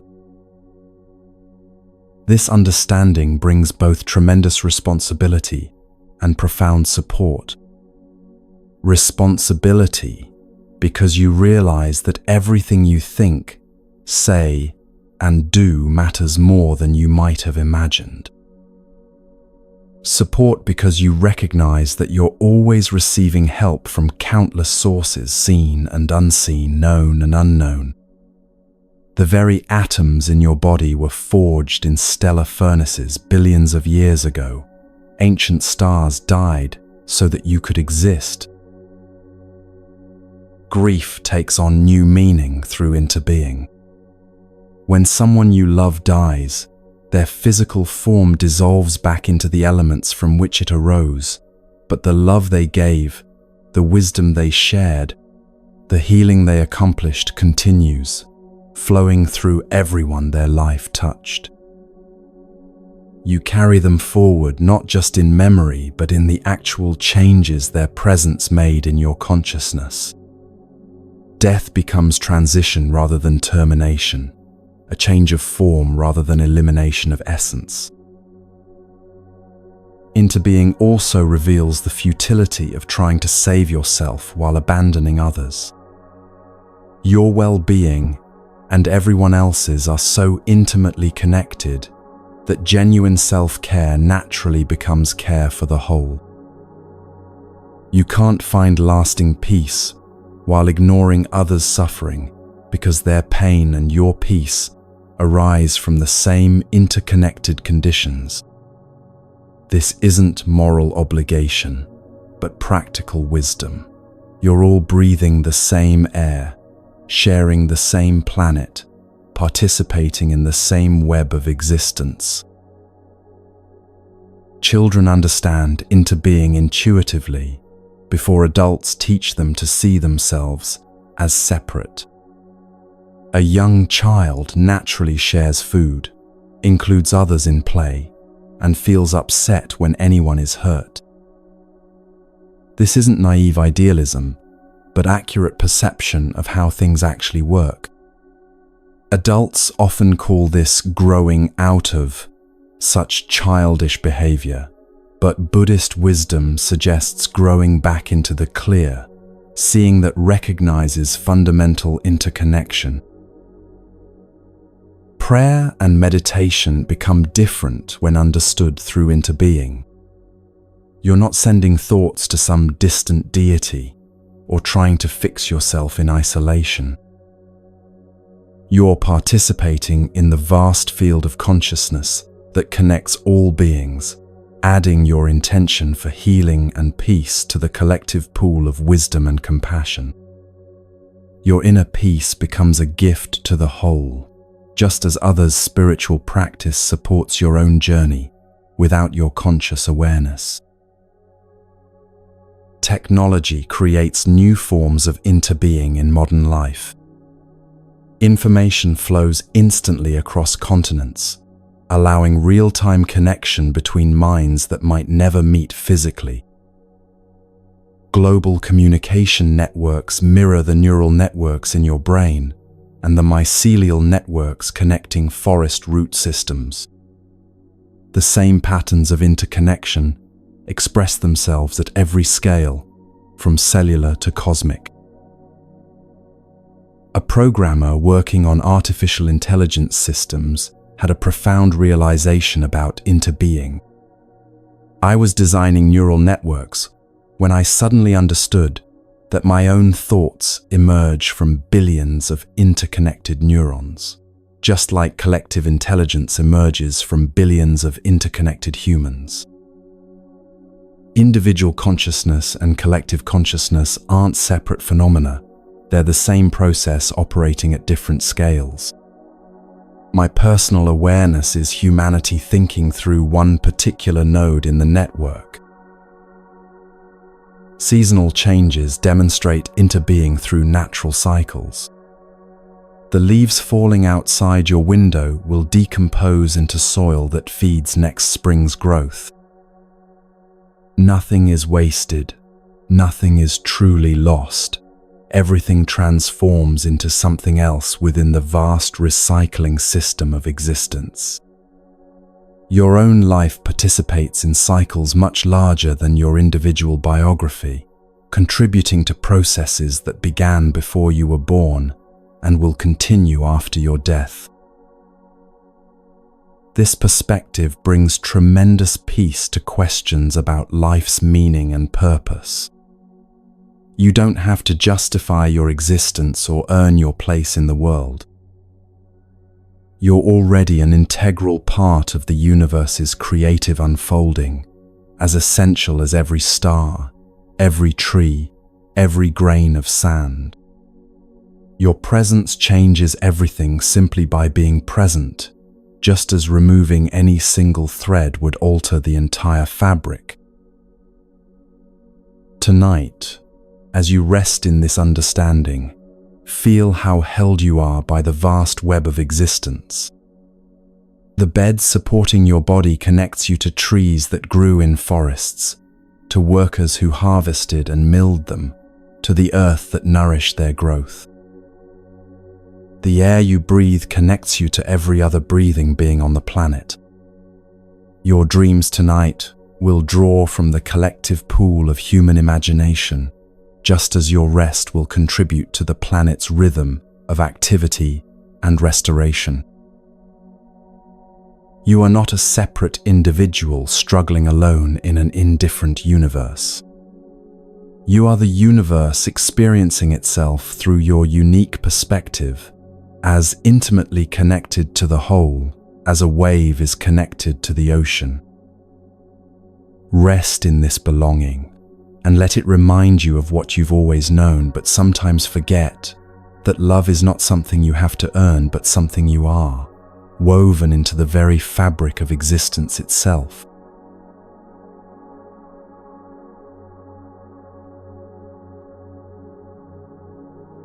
Where is your life actually happening right now? Not in your memories of yesterday, not in your plans for tomorrow, but here, in this breath, in this heartbeat, in this moment of listening.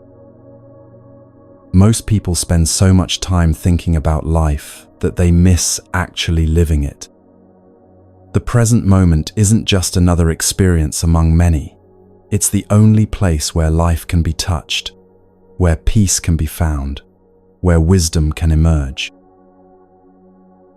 Buddhist teachings point to something remarkable. The present moment is not a brief stopping point between past and future, but a gateway into the timeless dimension of existence. When you're truly here, fully present, time doesn't disappear but transforms. Minutes can feel like hours when you're completely absorbed in beauty, and hours can vanish like seconds when you're lost in mental activity. This isn't a quirk of perception, it's a clue about the malleable nature of time itself. A watch repairman spent decades measuring time in precise increments until a moment of awakening changed everything. While adjusting a delicate mechanism, he became so absorbed in the intricate dance of gears and springs that his sense of self dissolved into pure attention. When awareness returned to normal, he realized that during those timeless minutes, the work had been performed with a precision and efficiency he'd never achieved while thinking about what he was doing. I discovered that time is not what contains consciousness, he later reflected. Consciousness is what gives birth to the experience of time. This quality of absorption, what psychologists call flow state and Buddhism calls mindfulness, reveals something profound about how consciousness works. When the mind stops commenting, analyzing, and projecting, a natural intelligence emerges that knows exactly what to do without thinking about it.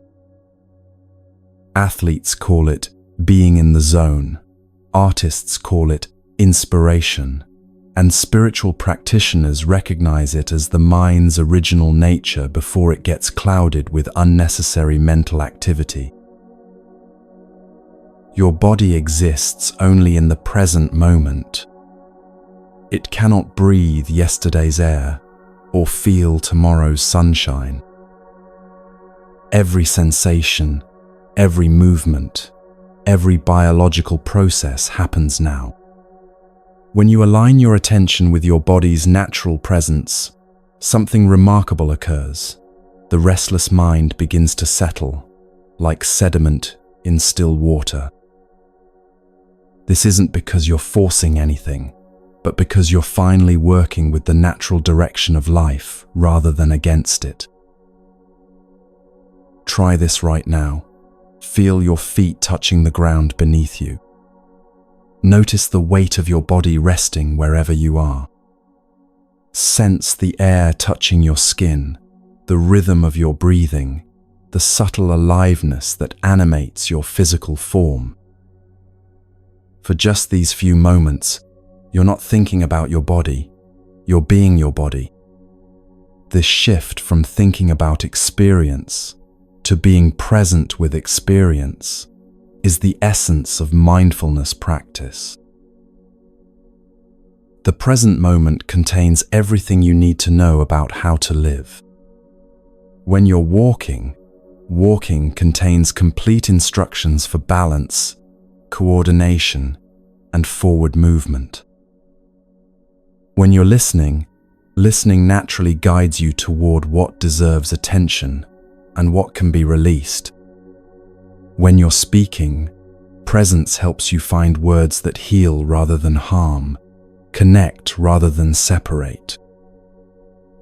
This guidance isn't mystical, it's the practical intelligence that emerges when awareness is fully engaged with what's actually happening.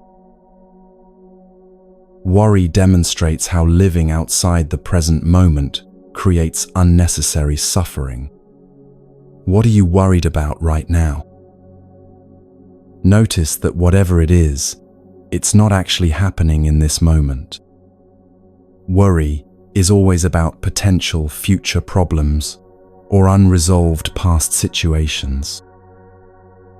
The interesting thing is that even when those worried about events actually occur, you'll meet them in the present moment, the only place where you have any real power to respond skillfully. A mother spent months worrying about her daughter's first day of kindergarten.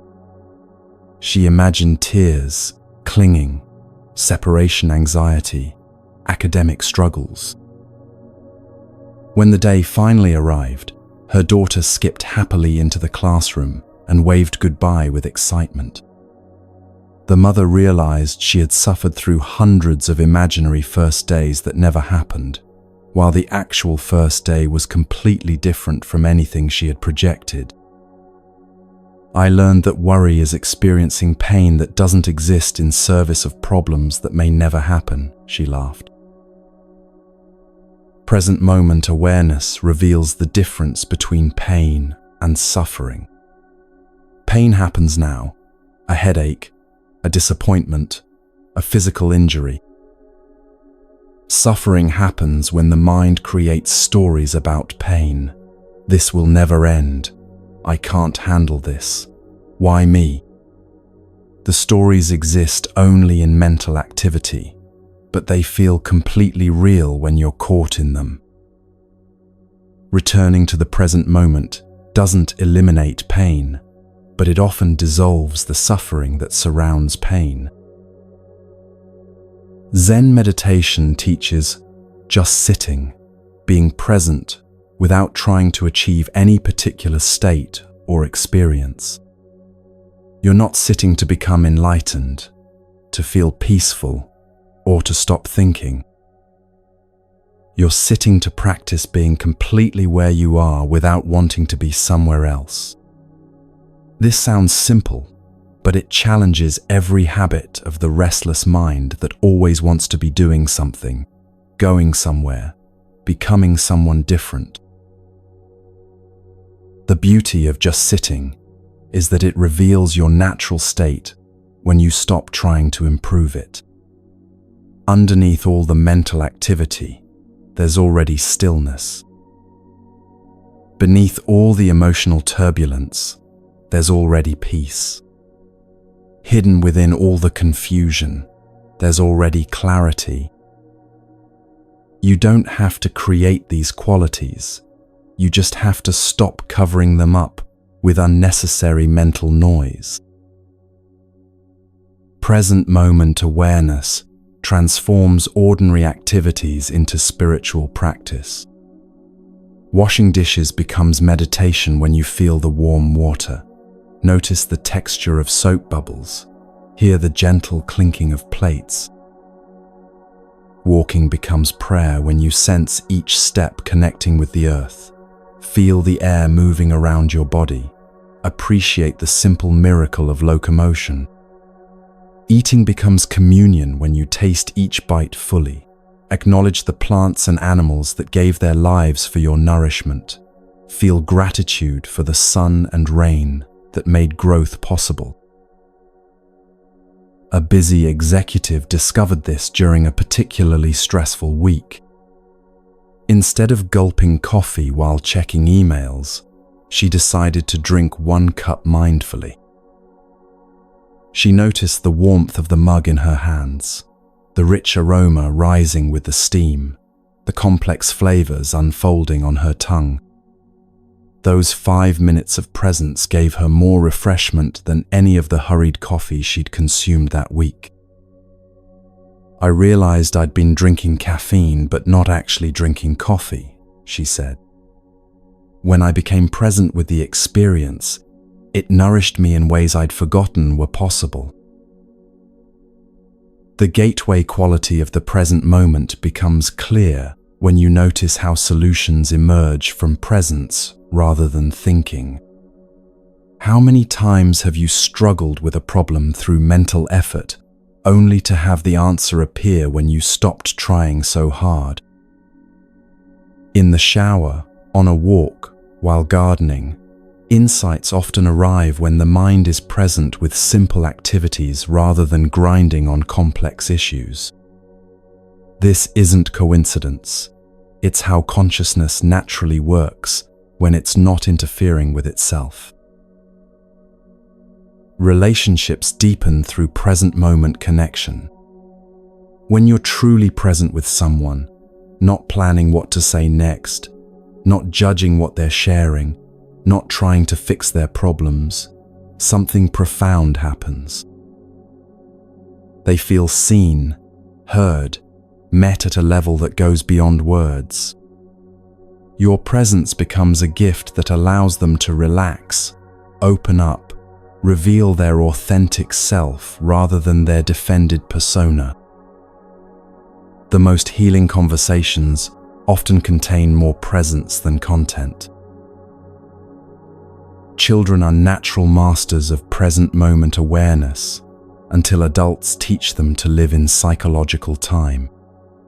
Watch a young child playing, completely absorbed, utterly here, free from self-consciousness or concern about the future. They don't need to learn how to be present. They need to unlearn the habit of leaving the present through excessive mental activity. This is why Jesus pointed to children as examples of the kingdom of heaven, not because they're innocent, but because they naturally inhabit the timeless dimension where peace is always available. The present moment is also where creativity lives. Artists, musicians, writers, and inventors consistently report that their best work emerges when they get out of their own way and allow something larger to work through them. This something larger isn't mysterious. It's the natural intelligence that flows when personal will aligns with present moment awareness. Creative blocks usually dissolve when you stop trying to force inspiration and start being present with whatever wants to emerge. Death brings ultimate teaching about the present moment. People who've had near-death experiences often report that their entire life review happened outside of linear time, with every moment experienced simultaneously in an eternal now. Those facing terminal illness frequently discover that the present moment becomes more vivid, more precious, more sufficient than ever before. Paradoxically, approaching the end of time reveals the timeless dimension that was always available but usually overlooked. This doesn't mean you stop planning or learning from the past. Practical thinking has its place and purpose. The invitation is to use thinking as a tool, rather than being used by it, to plan and remember from a foundation of presence, rather than getting lost in mental time travel. When your home base is the present moment, you can visit past and future without being exiled from the aliveness that only exists now. Buddhist practice teaches that enlightenment is not a future achievement, but a present recognition. What you're seeking is not hidden in some distant tomorrow, but available in this very instant. The peace you long for, the love you crave, the wisdom you pursue, these are not goals to attain, but qualities to recognize as already present when you stop looking elsewhere for them. Tonight, as you prepare for sleep, experiment with releasing any agenda about how you should feel or what should happen. Simply be present with whatever is here: tired body, busy mind, emotional residue from the day. Don't try to change anything. Just practice being with what is without resistance or commentary. This quality of accepting presence is what allows natural healing and restoration to occur. The present moment is not a place you arrive at, but a recognition of where you already are. It's not something you achieve through effort, but something you remember through relaxation. You don't have to become present, you just have to stop leaving. And in that simple stopping, that gentle return, you discover what has been waiting for you all along, the timeless awareness that is your deepest nature, the gateway that opens whenever you're willing to walk through it.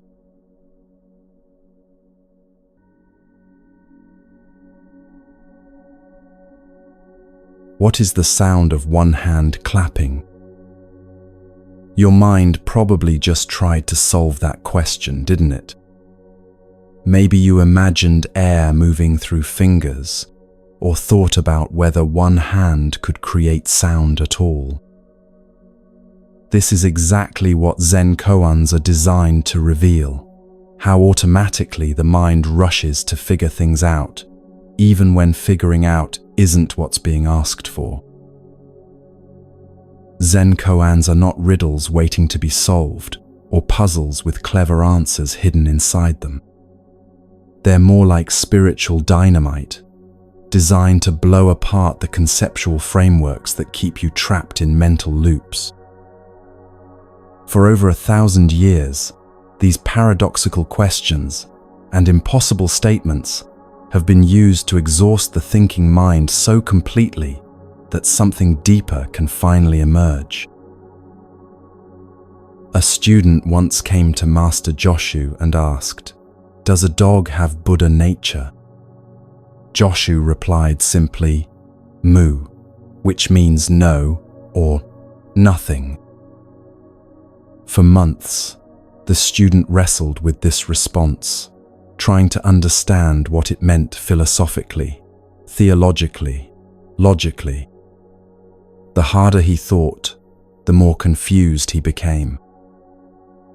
Finally, in exhaustion, he stopped trying to understand and simply sat with the koan until something shifted, not in his thinking, but in his entire way of experiencing reality. This is how koans work. They create a kind of spiritual crisis that can only be resolved by letting go of the need to resolve it. They point toward direct experience rather than conceptual understanding. Like a finger pointing at the moon, the koan itself isn't the destination. It's a tool for directing attention toward what cannot be grasped by thought alone. Consider this famous koan, "Show me your original face before your parents were born." The logical mind immediately protests. How can you have a face before you existed?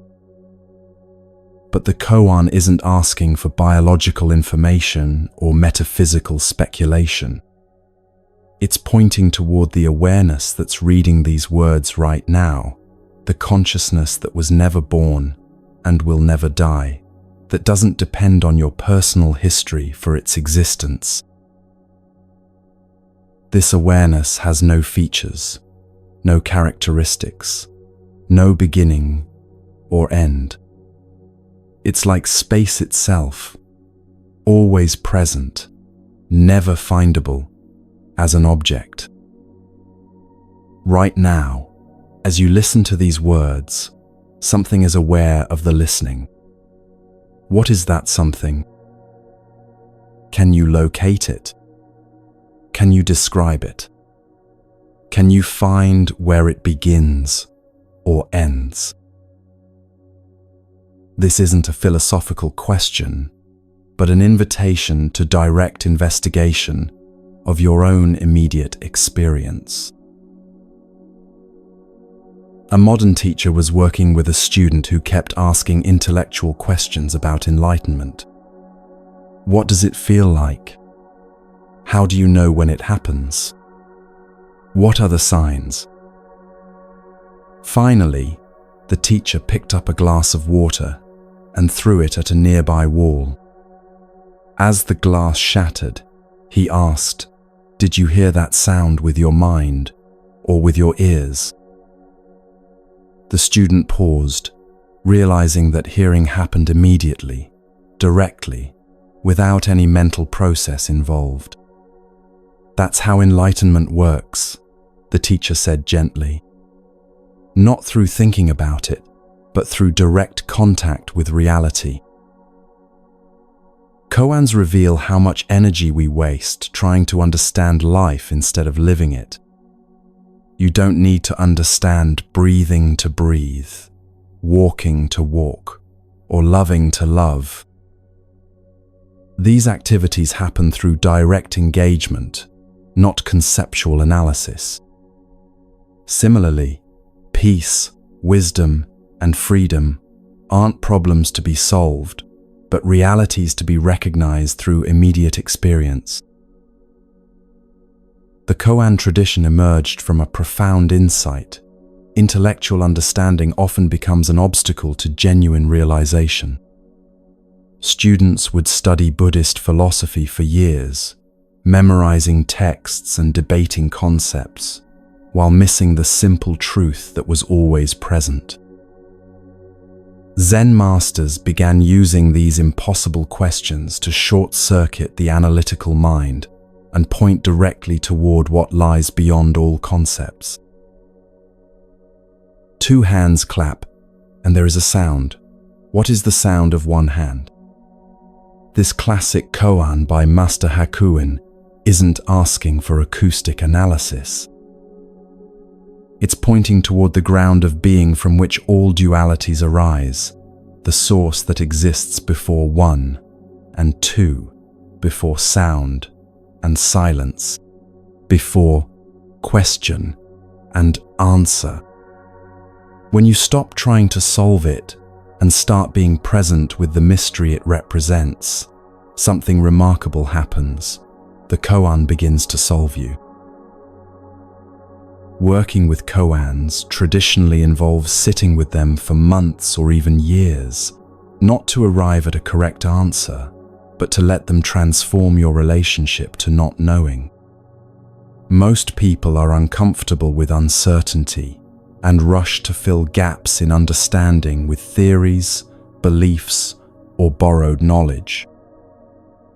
Koans teach you to rest in the unknown without needing to make it known, to be present with questions without demanding answers.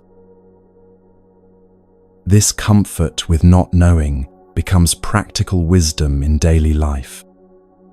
How many times have you created suffering by insisting you know what someone else was thinking, what their motivations were, what the outcome of a situation would be?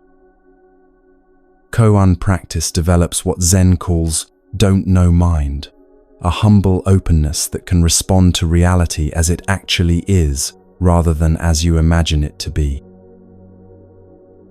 A business executive shared how Koan study changed her leadership style.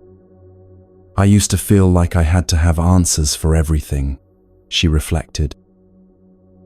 "Employees would bring me problems, and I'd immediately start generating solutions without really listening to what they were telling me. After working with koans, I learned to sit with not knowing long enough for better questions to emerge. Paradoxically, becoming comfortable with uncertainty made me a much more effective problem solver." The most famous koan dialogue involves a student asking Master Joshu, "What is the meaning of Bodhidharma coming from the West?" This was asking about the essential point of Zen teaching, the fundamental truth that Buddhism brought from India to China. Joshu's reply was startling. The oak tree in the garden. Not a philosophical explanation, not a mystical revelation, but a simple pointing toward the immediate reality right in front of them. This response illustrates Zen's radical ordinariness. The profound truth you're seeking isn't hidden in esoteric knowledge or special experiences. It's present in the tree outside your window, the breath moving through your lungs, the awareness that's listening to these words right now. Enlightenment isn't about becoming someone special. It's about recognizing the extraordinariness of what you already are. Working with koans also reveals the difference between intellectual knowing and embodied understanding. You might read that all beings have Buddha, nature, and think you understand it conceptually. But when a koan finally breaks through your mental defenses, you don't just think about Buddha nature, you recognize it directly, immediately, without the mediation of thought. This shift from knowing about something to being something is what Zen calls realization. Modern life creates its own koans without formal practice. How do I find work that feels meaningful while paying my bills? How do I love fully while accepting that everything changes? How do I care deeply about the world's problems without being overwhelmed by them? These aren't problems to be solved through analysis, but paradoxes to be lived with wisdom and grace. The traditional method of working with koans involves bringing them to a qualified teacher who can recognize when you're offering intellectual answers versus authentic realization. The teacher might reject dozens of responses, not because they're wrong, but because they come from the head rather than the heart, from thinking rather than direct seeing. This process can be frustrating for students accustomed to being rewarded for clever thinking, but it serves a crucial purpose. It teaches you to trust direct experience over mental concepts. A koan that particularly challenges Western minds is, "What is Buddha?" One master answered, 3 pounds of flax. Another said, "A dried shit stick." These responses shock people expecting to hear about compassion, wisdom, or transcendence. But they point to something revolutionary. The sacred isn't separate from the ordinary. Buddha nature isn't something you attain through spiritual achievement. It's what you are right now, as ordinary and immediate as 3 pounds of flax. This ordinariness of awakening becomes clear when you stop searching for extraordinary experiences and start paying attention to what's already here. The taste of water when you're thirsty, the feeling of warm sunlight on your skin, the simple pleasure of breathing freely. These aren't consolation prizes for missing some greater spiritual experience. They are the spiritual experience, recognized directly without the filter of spiritual concepts. Koans also work by creating what psychologists call cognitive dissonance, a state of mental tension that arises when you encounter information that doesn't fit your existing frameworks. Your mind tries various strategies to resolve this tension: analysis, comparison to similar problems, searching for hidden meanings. When all these strategies fail, something beautiful can happen. The mind gives up trying to control the experience and allows reality to reveal itself directly. This surrender is not defeat, but liberation. Like a clenched fist that finally opens to receive a gift, the mind that stops grasping can finally perceive what was always present. The peace you were seeking through thinking is discovered in the absence of compulsive thinking. The truth you were pursuing through concepts is recognized as prior to all concepts. Some koans work through negation, stripping away false identifications until only pure awareness remains. Nansen's cat tells of a master who threatened to kill a cat unless his students could say something to save it. When no one responded adequately, he carried out his threat. Later, when told this story, another master simply placed his sandals on his head and walked away. This bizarre response pointed beyond conventional thinking towards spontaneous, unconditioned action arising from direct insight. The power of koans lies not in their content, but in their effect on consciousness. They're designed to create what Zen calls great doubt, not skepticism about spiritual truth, but profound questioning of everything you think you know about reality. This doubt isn't destructive but constructive, clearing away assumptions and preconceptions that obscure direct perception. Working with koans in daily life doesn't require formal study with a teacher, though that's certainly valuable. You can begin by simply noticing when your mind rushes to explain or analyze experience instead of being present with it. When you feel anger, instead of immediately trying to understand why you're angry, can you simply be present with the energy of anger itself? When beauty strikes you, instead of trying to capture or explain it, can you rest in the wordless recognition of beauty? This shift from explaining experience to being present with experience is the heart of koan practice. It's also the gateway to what Zen calls direct transmission, the immediate recognition of truth that doesn't depend on words, concepts, or gradual understanding. This transmission can happen in an instant, though it often requires years of preparation to receive it. Tonight, as you prepare for sleep, consider resting with this simple koan: who is the one who sleeps? Don't try to answer it intellectually, but let it work on you as consciousness transitions from waking to sleeping. Notice that something remains aware even as thoughts fade, dreams begin, and normal identity dissolves. What is that something? Who is the one who dreams? Who is the one who wakes? Let these questions rest in the background of awareness without demanding answers, like seeds planted in fertile soil that will sprout in their own time. The mystery they point toward is not something to be solved, but something to be lived, not something to understand, but something to be.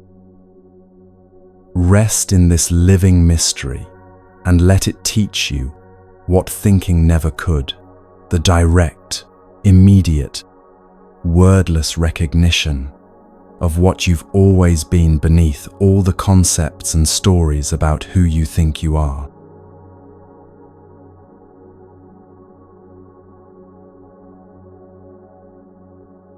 Everything you've ever tried to hold on to has slipped through your fingers eventually.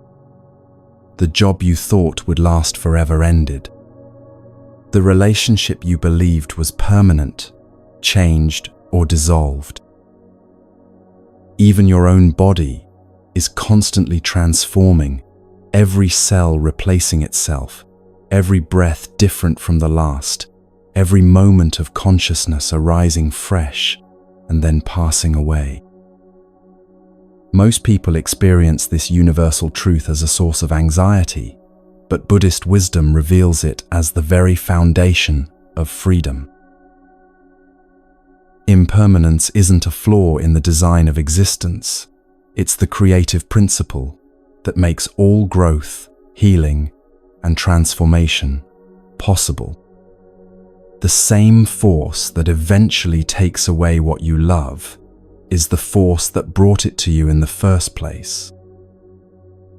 Without impermanence, you'd still be stuck in every difficult phase you've ever experienced. The pain that felt endless did end. The confusion that seemed permanent did clear. The fear that gripped you did release its hold. Change isn't your enemy. It's the mechanism through which life renews itself endlessly. A farmer was known throughout his village for never getting upset by changing circumstances. When drought withered his crops, neighbors offered sympathy, but he simply said, "We'll see." When unexpected rain saved the harvest, they came to celebrate, and again he replied, "We'll see." When his only son broke his leg and couldn't help with the work, they expressed concern, and still he said, "We'll see." When war came, and all the young men were drafted except his son with the broken leg, the neighbors finally understood his wisdom. The farmer had learned that every situation contains seeds of its opposite, and nothing, good or bad, lasts forever. This understanding transforms how you relate to both pleasure and pain. When something wonderful happens, you can enjoy it fully without the underlying anxiety that comes from trying to make it permanent. When something painful occurs, you can feel it completely without the additional suffering that comes from believing it will never change. Both states are temporary visitors in the space of your awareness, like weather patterns moving through an unchanging sky. Uncertainty becomes your teacher rather than your tormentor when you recognize it as life's natural state. The future has always been unknown. You've just convinced yourself that planning and controlling creates security. But notice how many of your most significant life changes came from directions you never anticipated. The job opportunity that appeared out of nowhere, the relationship that began with a chance encounter, the insight that emerged during a moment of not thinking about the problem. Life's intelligence operates through unpredictability as much as through your careful plans. A woman spent years trying to get pregnant, meticulously tracking cycles, timing everything perfectly, growing increasingly frustrated with each passing month. Finally, exhausted from the effort, she and her husband decided to take a break from trying and went on a spontaneous vacation. 3 weeks later, she discovered she was pregnant. I learned that some of life's most precious gifts come when we stop grasping so tightly, she reflected. Sometimes the very effort to control outcomes prevents the natural unfolding that we're trying to force. Buddhist teachings describe what they call beginner's mind, approaching each situation with fresh eyes, free from the burden of thinking you already know how things should go. This attitude doesn't make you passive or unprepared. It makes you responsive rather than reactive. Instead of forcing new experiences into old categories, you can meet them with curiosity and openness. Instead of defending against change, you can explore what it might be offering. Children naturally embody this beginner's mind until adults teach them to prefer certainty over wonder. Watch a young child encountering something new, their eyes wide with curiosity, their whole being alert and receptive. They don't need to understand something before engaging with it. They don't require guarantees about outcomes before investing their attention. This quality of open-hearted exploration is what Buddhist practice aims to restore in adults who've forgotten how to not know gracefully. The anxiety you feel about uncertain situations often comes not from the situation itself, but from your thoughts about the situation. Right now, in this moment, are you actually in danger? Or are you safe, breathing, held by the earth beneath you, worried about possibilities that exist only in imagination? Most anxiety lives in the gap between present reality and future projections. When you return attention to what's actually happening now, much of the fear dissolves, because the present moment is usually much more manageable than the stories you tell about it. Impermanence applies to your thoughts and emotions just as much as to external circumstances. That overwhelming sadness you're feeling right now, it arose from somewhere, peaked at some point, and is already beginning to transform. The anger that felt so justified and permanent an hour ago, where is it now? Even your sense of identity is more fluid than you might imagine. The you who was 5 years old, the you who graduated from school, the you who made that big mistake, where are these previous versions of yourself now? This recognition can be initially unsettling because we're taught to think of ourselves as consistent, solid entities moving through time. But it's actually profoundly liberating because it means you're not trapped by any past version of yourself. The person who made that embarrassing mistake, who failed at that important goal, who hurt someone they loved, that person was real, but they're not who you are now. Every moment offers the possibility of beginning again, of responding differently, of discovering capacities you didn't know you had. Grief teaches some of the deepest lessons about impermanence and uncertainty. When someone you love dies, the mind struggles to accept that they're really gone, that the future you imagined together will never unfold. Yet within this ultimate impermanence, something remarkable often emerges, a deeper appreciation for the time you did have, a recognition of love that transcends physical presence, an understanding that connection itself doesn't depend on permanence. A hospice nurse shared her observations about how people facing death relate to uncertainty. Those who fight against the unknown often suffer more than those who become curious about it. The patients who ask, "What will dying be like?" with genuine openness seem to move through the process with more peace than those who demand guarantees about timing and outcomes.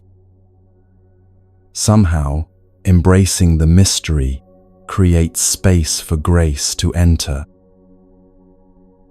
Seasonal changes offer beautiful teachings about working with impermanence rather than against it. Trees don't resist autumn by trying to hold onto their leaves. They release what's no longer needed, drawing energy inward to prepare for winter's dormancy and spring's eventual renewal. Animals migrate, hibernate, or adapt their behavior to changing conditions without complaint. Only humans exhaust themselves trying to make summer last forever, or demanding that winter end before its time. Learning to live in harmony with natural cycles can transform your relationship with personal transitions. There are seasons in your life when it's time to grow and expand, and seasons when it's time to rest and consolidate. Periods of activity and periods of dormancy, times of gathering and times of release. Fighting against your natural rhythms creates unnecessary friction, while honoring them allows changes to unfold with more grace and less resistance. Meditation practice offers direct training in embracing impermanence. As you sit quietly, thoughts arise and pass away like clouds in an empty sky. Emotions emerge, intensify, and dissolve without your intervention.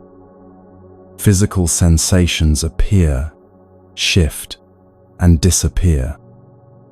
Nothing stays the same for more than a few moments, yet the awareness that observes all this change remains stable and unaffected. This recognition gradually builds trust that you can weather any storm because your essential nature is not threatened by temporary weather patterns. The practice doesn't aim to stop change or achieve some permanent state of peace. Instead, it teaches you to rest in the unchanging awareness that witnesses all change. Like learning to swim, the goal isn't to make the water stop moving, but to discover your natural buoyancy within the movement. You don't need to control the waves to stay afloat. You just need to remember how to float. Relationships deepen when both people accept their impermanence rather than demanding permanence from each other. Trying to freeze someone you love into a fixed image of who they should be creates tension and resistance. Allowing them to grow, change, and evolve, even in directions you didn't expect, creates space for authentic intimacy. Paradoxically, accepting that relationships change often helps them last longer because there's less pressure and more freedom to discover who you're becoming together. Financial security, career success, social status, these forms of conventional security are all subject to impermanence.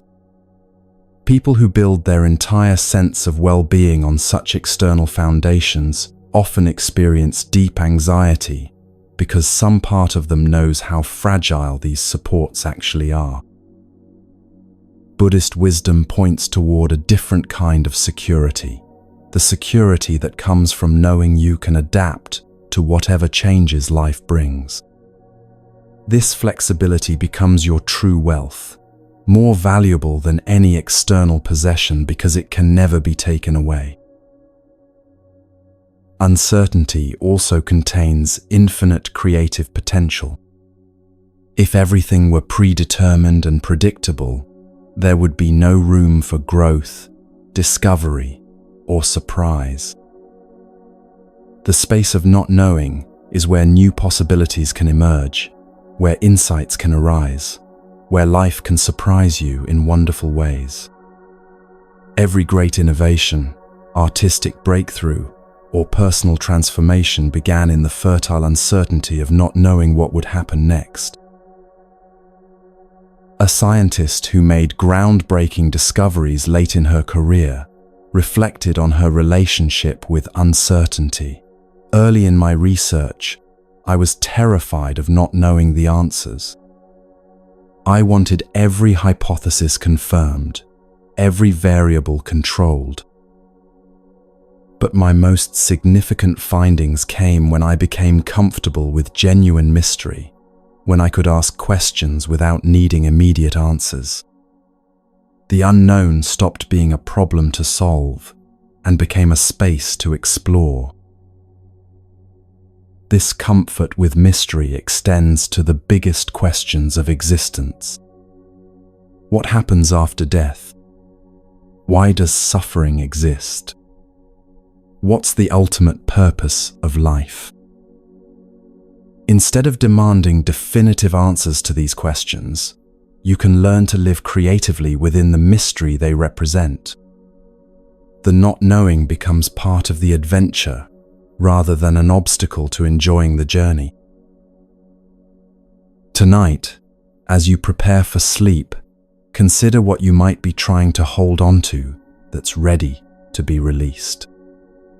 What uncertainty are you fighting that might actually be trying to teach you something?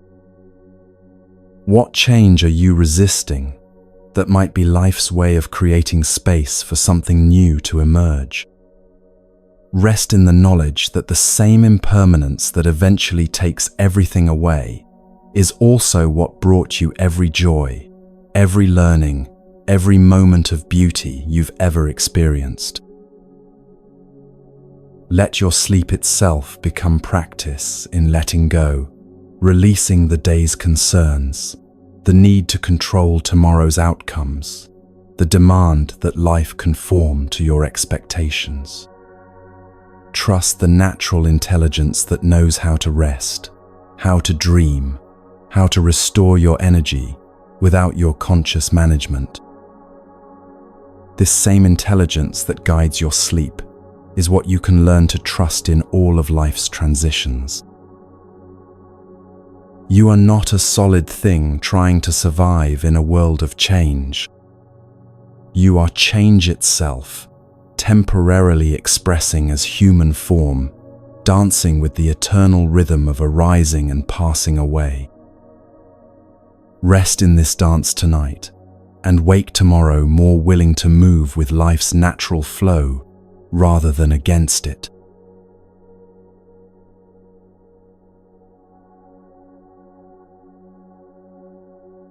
Have you ever noticed how the same situation can feel completely different depending on your state of mind? A rainy day might feel cozy and peaceful when you're content, or gloomy and oppressive when you're already sad. The same comment from a friend might seem caring when you feel secure, or critical when you're feeling vulnerable. Tibetan Buddhism calls this phenomenon the cosmic mirror, the recognition that reality reflects back the quality of consciousness you bring to it. This isn't the popular idea that you create your reality through positive thinking, or that bad things happen because of negative thoughts. The cosmic mirror is much more subtle and practical than that. It points to how your inner state colors your perception of everything you encounter, and how that perception then shapes your response, which in turn influences what happens next. You're not controlling external events, but you're always participating in their meaning through the quality of awareness you bring to them. Imagine looking into a physical mirror while frowning. The mirror doesn't cause your frown, but it reflects it back to you perfectly. If you want to see a smile in the mirror, you don't try to change the reflection, you change your expression. The cosmic mirror works similarly. When you change the quality of consciousness you bring to life, life begins to reflect that change back to you. A woman struggling with chronic anxiety noticed this principle at work in her daily interactions.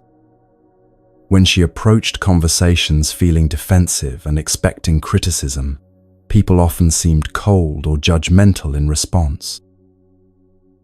But on days when she felt more centered and open, the same people appeared warmer and more supportive. I realized I wasn't just observing their behavior, I was partially creating it through the energy I brought to our meetings, she reflected. My inner state was like a tuning fork that caused others to vibrate at similar frequencies. This understanding brings tremendous empowerment because it reveals where your real influence lies. You can't control what happens to you, but you can always choose how to meet what happens to you. That choice point, the space between stimulus and response, is where freedom lives. In that space, you can choose patience over reactivity, curiosity over judgment, openness over defensiveness. These choices don't just benefit you, they shift the entire field of interaction. The cosmic mirror operates through what psychologists call projection, the unconscious tendency to see in the world what exists unresolved within yourself. If you're carrying unacknowledged anger, you'll tend to notice anger everywhere around you. If you're struggling with self-criticism, you'll be hypersensitive to judgment from others. The mirror doesn't lie. It shows you exactly what you're broadcasting, whether you're aware of it or not. This can be uncomfortable to recognize at first. It's easier to believe that the world is just randomly difficult, or that other people are simply untrustworthy. But once you understand how projection works, it becomes a powerful tool for self-awareness. Every strong reaction you have to someone else's behavior contains information about something unhealed or unintegrated within yourself. The mirror is showing you where your inner work needs attention. A therapist shared how this understanding transformed her practice. I used to think my job was to help clients change their external circumstances. But I learned that the most profound healing happens when people recognize how their inner wounds are attracting or creating similar wounds in their relationships. When someone heals their relationship with their own anger, they stop unconsciously provoking anger in others.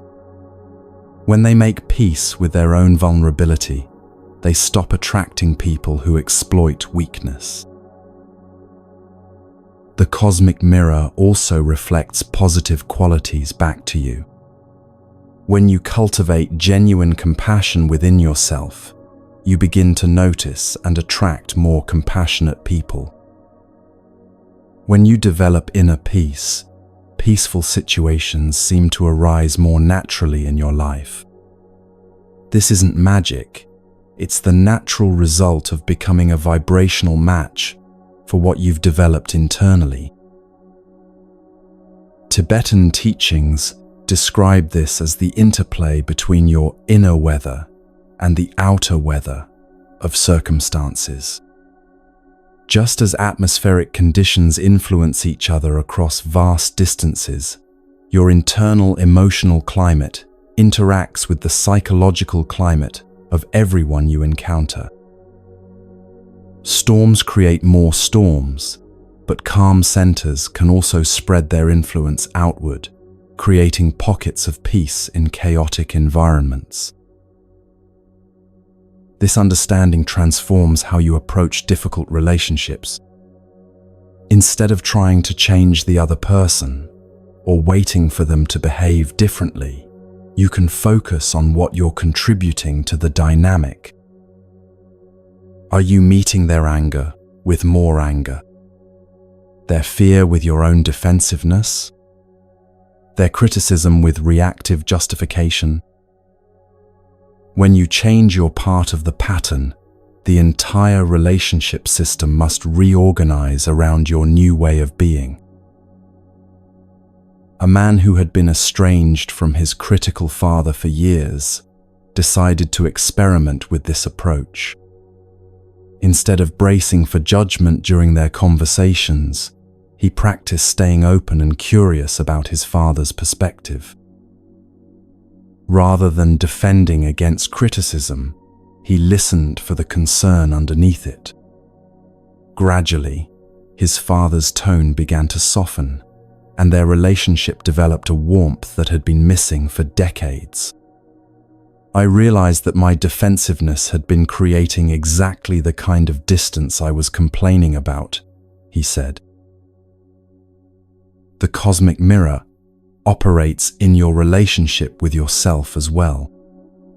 The inner dialogue you maintain, critical or kind, anxious or trusting, hopeful or despairing, creates the internal atmosphere within which you live every moment.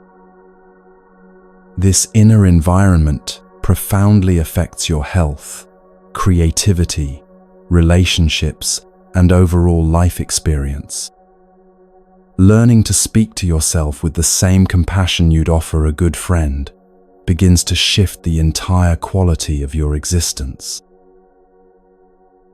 Your body serves as an immediate cosmic mirror, reflecting your mental and emotional states through physical sensations. Chronic tension in your shoulders might mirror the burdens you've been carrying mentally. Digestive issues could reflect difficulty digesting certain life experiences. Breathing patterns often mirror your relationship with receiving life fully or holding back from complete engagement. The body's wisdom speaks through these reflections if you learn to listen. Environmental reflections reveal the cosmic mirror at work as well. People who feel chaotic internally often live in cluttered, disorganized spaces. Those struggling with emotional constipation may find their living situations becoming stagnant or stuck. Conversely, creating order in your external environment often supports greater clarity and peace internally. The boundary between inner and outer proves more permeable than it first appears. Financial patterns frequently mirror underlying beliefs about worthiness, security, and abundance. Someone who constantly worries about scarcity may unconsciously make choices that create more financial instability. Those who feel undeserving of good things might sabotage opportunities when they arise. The cosmic mirror reveals these unconscious patterns by reflecting them back as external circumstances that seem to happen to you, but actually arise through you. Understanding this principle doesn't mean blaming yourself for everything that happens. Some circumstances are genuinely beyond your influence: natural disasters, other people's choices, systemic injustices. The cosmic mirror teaching isn't about taking responsibility for everything that occurs, but about recognizing your creative participation in how you experience whatever occurs. A cancer patient discovered this distinction during her treatment. "I couldn't control having cancer, but I could influence how I experienced having cancer," she explained. "When I approached treatment with fear and resistance, everything felt harder. The side effects seemed worse. The medical staff seemed less caring. Even my family felt distant. When I shifted to meeting the illness with curiosity and acceptance, the same treatments became more bearable, the same doctors seemed more supportive, and deeper connections emerged with everyone around me." The cosmic mirror reveals that consciousness is not passive, but participatory. You're not a victim of reality, but a collaborator with it. Every moment offers an opportunity to choose the quality of awareness you bring to your experience. This choice doesn't determine what happens to you, but it profoundly influences what happens through you and how you metabolize whatever arises. Meditation practice naturally develops sensitivity to these subtle feedback loops. As you sit quietly, you begin to notice how different mental states create different felt experiences in your body and energy field. Anxiety generates contraction and agitation, while peace creates expansion and stillness. Judgment produces tension and separation, while acceptance allows relaxation and connection. These internal shifts then influence how you interact with the world when you return to activity. The cosmic mirror also operates across time in interesting ways. The consciousness you cultivate today influences the kinds of opportunities and challenges that present themselves tomorrow. This isn't because the universe is keeping score, but because consciousness tends to attract circumstances that match its predominant frequency. Like attracts like, not through magical thinking, but through the natural resonance between inner states and outer experiences. Ancient wisdom traditions recognize this principle and develop practices to consciously work with it. Gratitude practices don't just make you feel better, they attune your consciousness to abundance, making you more likely to notice and appreciate goodness when it appears. Loving-kindness meditation doesn't just cultivate warm feelings, it creates an inner environment that naturally attracts and generates more loving interactions. As you prepare for sleep tonight, consider what your recent experiences might be reflecting back to you about your inner state. Have you been meeting life with openness or resistance? Trust or fear? Curiosity or judgment? Without harsh self-criticism, simply notice the patterns and gently choose the quality of consciousness you want to cultivate moving forward. The cosmic mirror never stops operating, but your awareness of it can transform how you participate in its reflections. Instead of unconsciously creating the same patterns repeatedly, you can begin to consciously choose the inner climate from which your life emerges. This is true spiritual power, not the ability to control external circumstances, but the wisdom to participate consciously in their co-creation through the quality of presence you bring to each moment. Rest in this understanding tonight, knowing that the peace you cultivate within yourself becomes a gift to everyone you'll encounter tomorrow. The cosmic mirror ensures that nothing you develop internally is ever wasted. It all becomes part of the healing and awakening of the world.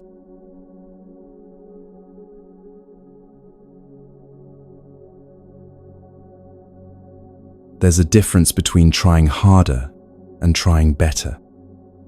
Most people exhaust themselves pushing against life like swimmers fighting a riptide, when what they need is the wisdom to move with the current while gradually angling towards shore.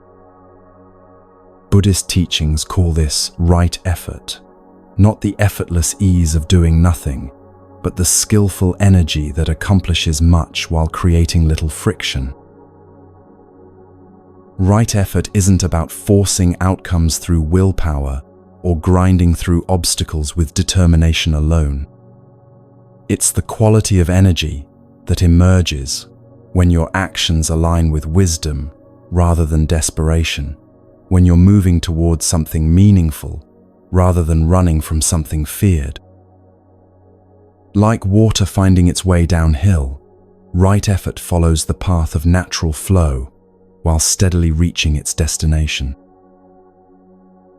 Watch a master craftsperson at work, a potter shaping clay, a musician playing complex passages, a surgeon performing delicate procedures. Their movements appear effortless, not because they're easy, but because years of practice have taught them exactly how much pressure to apply, precisely when to advance, and when to pause. They've learned to work with the material rather than against it, to cooperate with natural laws rather than forcing artificial solutions.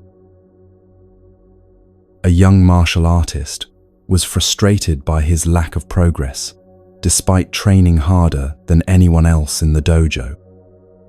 His teacher watched him practice and noticed the tension in his shoulders, the forced aggression in his movements, the way he fought against his own body.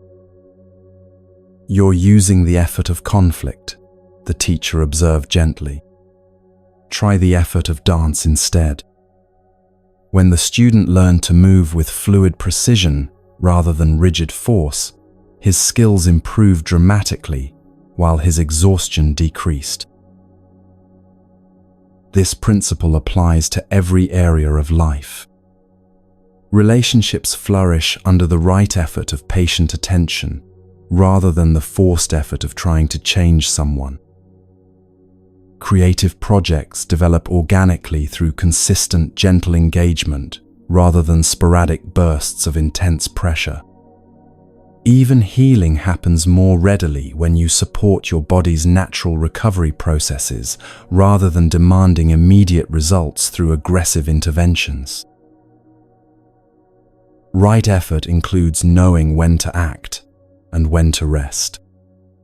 Modern culture often equates productivity with constant motion, but wisdom recognizes that sustainable achievement requires rhythms of activity and restoration. Trees don't apologize for their dormant winter months. They understand that periods of apparent inactivity are essential for spring's eventual flowering. Your own energy follows similar cycles when you learn to honor them rather than override them.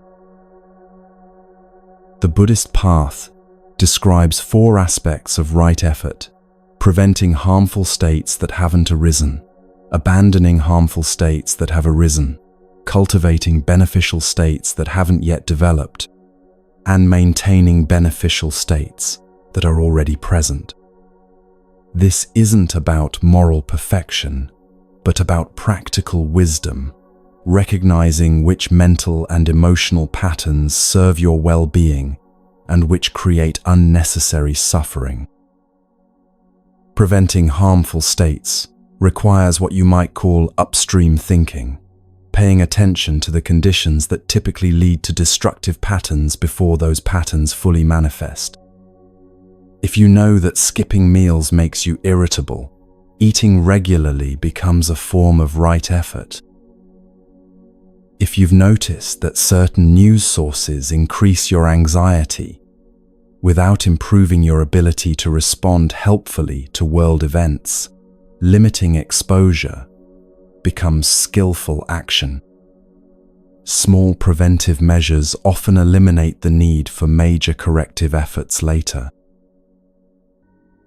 Abandoning harmful states that have already arisen requires a different kind of skill, the ability to recognize destructive patterns in real time and choose differently without harsh self-judgment. When you notice anger building, right effort might mean pausing to breathe rather than immediately expressing that anger. When anxiety spirals begin, skillful action could involve returning attention to present moment sensations rather than feeding the worry with more thinking. This isn't suppression, but redirection, guiding energy toward more constructive channels. A mother discovered this principle while dealing with her teenager's challenging behavior. Instead of escalating conflicts through reactive responses, she learned to pause when she felt anger rising and ask herself, "What does this situation actually need from me right now?" Often the answer was patience rather than discipline, listening rather than lecturing, or simply maintaining her own emotional stability rather than trying to control her daughter's mood. Right effort taught me that sometimes the most powerful action is non-action, she reflected. Cultivating beneficial states involves nurturing qualities like patience, compassion, clarity, and equanimity through consistent practice, rather than hoping they'll spontaneously arise when needed. This is like tending a garden. You plant seeds, provide appropriate conditions, and trust the natural growth process rather than trying to force flowers to bloom. Daily meditation, gratitude practices, acts of kindness, and mindful attention to your speech patterns all cultivate inner qualities that naturally express themselves in outer actions. Maintaining beneficial states once they've developed requires perhaps the most subtle form of right effort, the gentle vigilance that protects what's precious without becoming possessive about it.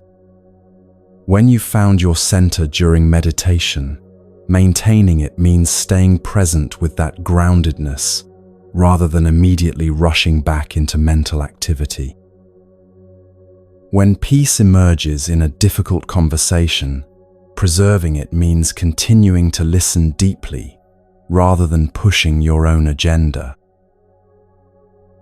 Right effort also involves what Buddhist teachings call skillful means, adapting your approach to what each situation actually requires, rather than applying the same response to every challenge.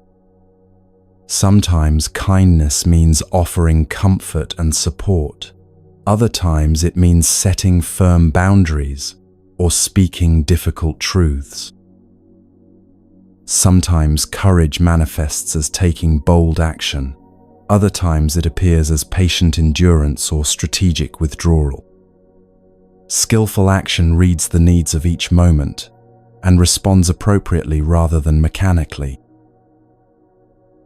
A teacher working with troubled students learned this flexibility the hard way. Initially, she tried to treat all disruptive behavior with the same gentle understanding, but some students interpreted her kindness as weakness and escalated their testing. she discovered that truly caring for these young people sometimes required firm consequences delivered with compassion. Right effort taught me that there's no single formula for helping others, she said. Real skill means paying attention to what actually works, rather than what I think should work. The principle of right effort transforms how you approach personal goals and aspirations. Instead of forcing yourself toward achievements through harsh self-discipline, you can create conditions that naturally support your desired outcomes. Want to exercise regularly? Find forms of movement you actually enjoy rather than forcing yourself through workouts you hate. Want to eat healthily? Focus on adding nourishing foods you love, rather than eliminating everything pleasurable. Right effort makes change sustainable by working with your nature rather than against it. This approach also applies to breaking harmful habits. Fighting addiction, compulsion, or repetitive negative behaviors through willpower alone often creates internal warfare that exhausts you without creating lasting change. Right effort suggests understanding the underlying needs these behaviors are attempting to meet, then finding healthier ways to address those needs. The energy that was bound up in self-conflict becomes available for constructive action when you stop battling yourself and start collaborating with your deeper wisdom. Procrastination often dissolves when approached through right effort rather than forced productivity. Instead of berating yourself for avoiding tasks, you can explore what the avoidance might be protecting you from: fear of failure, perfectionism, feeling overwhelmed, or simply needing rest. Addressing these underlying concerns often allows natural motivation to emerge without the internal struggle that makes simple tasks feel impossible. Right effort in relationships means engaging with others from your centered presence rather than your reactive emotions. When someone criticizes you, skillful action might involve listening for any valid points they're making, rather than immediately defending yourself.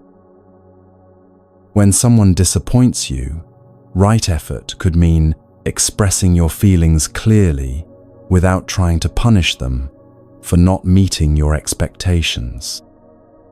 This doesn't make you passive or weak. It makes you effective by addressing what's actually workable in each situation.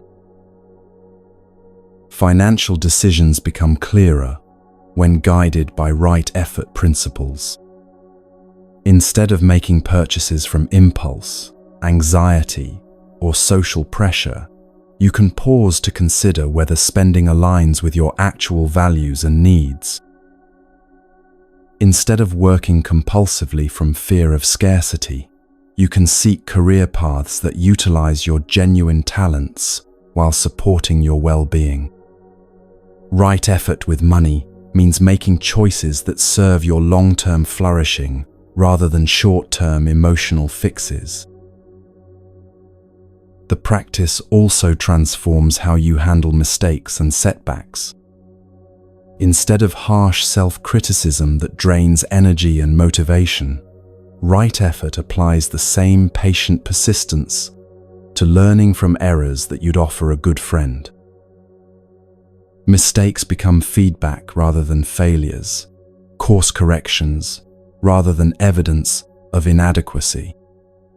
This gentle accountability actually accelerates growth because you're not wasting energy on self-attack that could be directed toward improvement.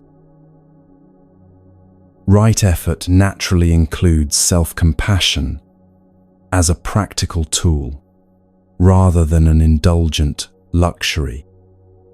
When you treat yourself with kindness, you're more likely to take care of your health, more willing to take appropriate risks, more able to bounce back from difficulties. Self-criticism might provide temporary motivation, but self-compassion creates the inner safety that allows sustained positive change. As you prepare for sleep tonight, consider how you might apply right effort to your rest itself. Instead of forcing sleep through mental effort or anxiety about insomnia, you can create conditions that naturally support rest. Comfortable environment, relaxed breathing, release of the day's concerns. Trust your body's wisdom to restore itself when you stop interfering with natural processes. Right effort reveals that you already possess everything needed for a fulfilling life, not through acquisition or achievement, but through skillful engagement with what's already here. The peace you seek isn't produced by perfect circumstances, but discovered through wisely meeting whatever circumstances arise. Rest in this understanding and let it guide tomorrow's actions toward greater harmony, effectiveness, and ease.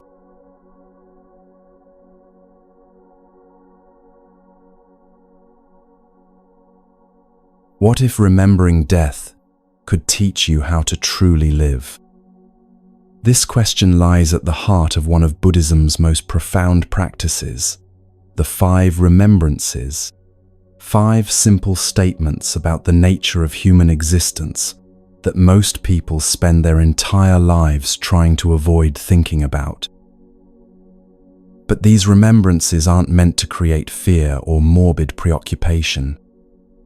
They're designed to wake you up to the preciousness of this moment, the urgency of love, and the freedom that comes from accepting what cannot be changed. The first remembrance states simply, "I am of the nature to grow old." There is no way to escape growing old. Your body is aging right now, in this very moment. Cells are dying and being replaced. Skin is gradually changing texture. Organs are slowly shifting in their efficiency.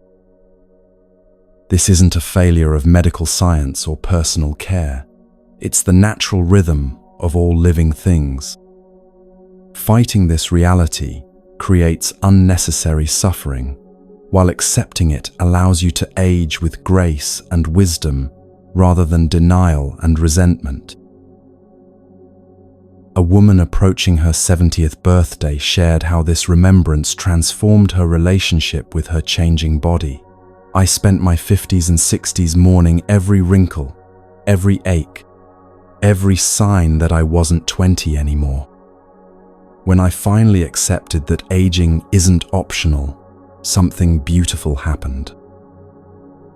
I stopped wasting energy on what I couldn't control and started appreciating what each stage of life offers. My 70s have been more peaceful than my 40s because I'm finally working with my nature instead of against it." The second remembrance continues, "I am of the nature to have ill health." There is no way to escape ill health. This doesn't mean you shouldn't take care of yourself or seek medical treatment when needed. It means recognizing that perfect health is temporary and that your body will experience various forms of dysfunction, discomfort, and disease throughout its lifetime. This understanding can actually improve your health because it reduces the stress that comes from demanding physical perfection from an inherently imperfect system. When illness arrives, a cold, an injury, a chronic condition, a serious diagnosis, you can meet it as an unwelcome surprise that shouldn't be happening, or as a natural part of having a human body. The second approach doesn't eliminate physical discomfort, but it removes the additional layer of mental suffering that comes from believing your body has betrayed you. Illness becomes something to work with skillfully, rather than something to rage against helplessly. The third remembrance is perhaps the most challenging, I am of the nature to die. There is no way to escape death. Every person who has ever lived has died or will die. This includes you, though your mind probably recoils from fully accepting this fact. Death isn't a distant possibility, but a present reality. You're dying right now, just very slowly. This sounds morbid until you realize it's actually liberating. When you truly accept your mortality, priorities become crystal clear. Petty resentments lose their grip because you realize how little time you have for grudges. Fear of embarrassment diminishes because you understand that everyone's opinion of you will eventually be irrelevant. The urge to postpone joy, love, creativity, or authentic expression weakens because you recognize that someday will never come.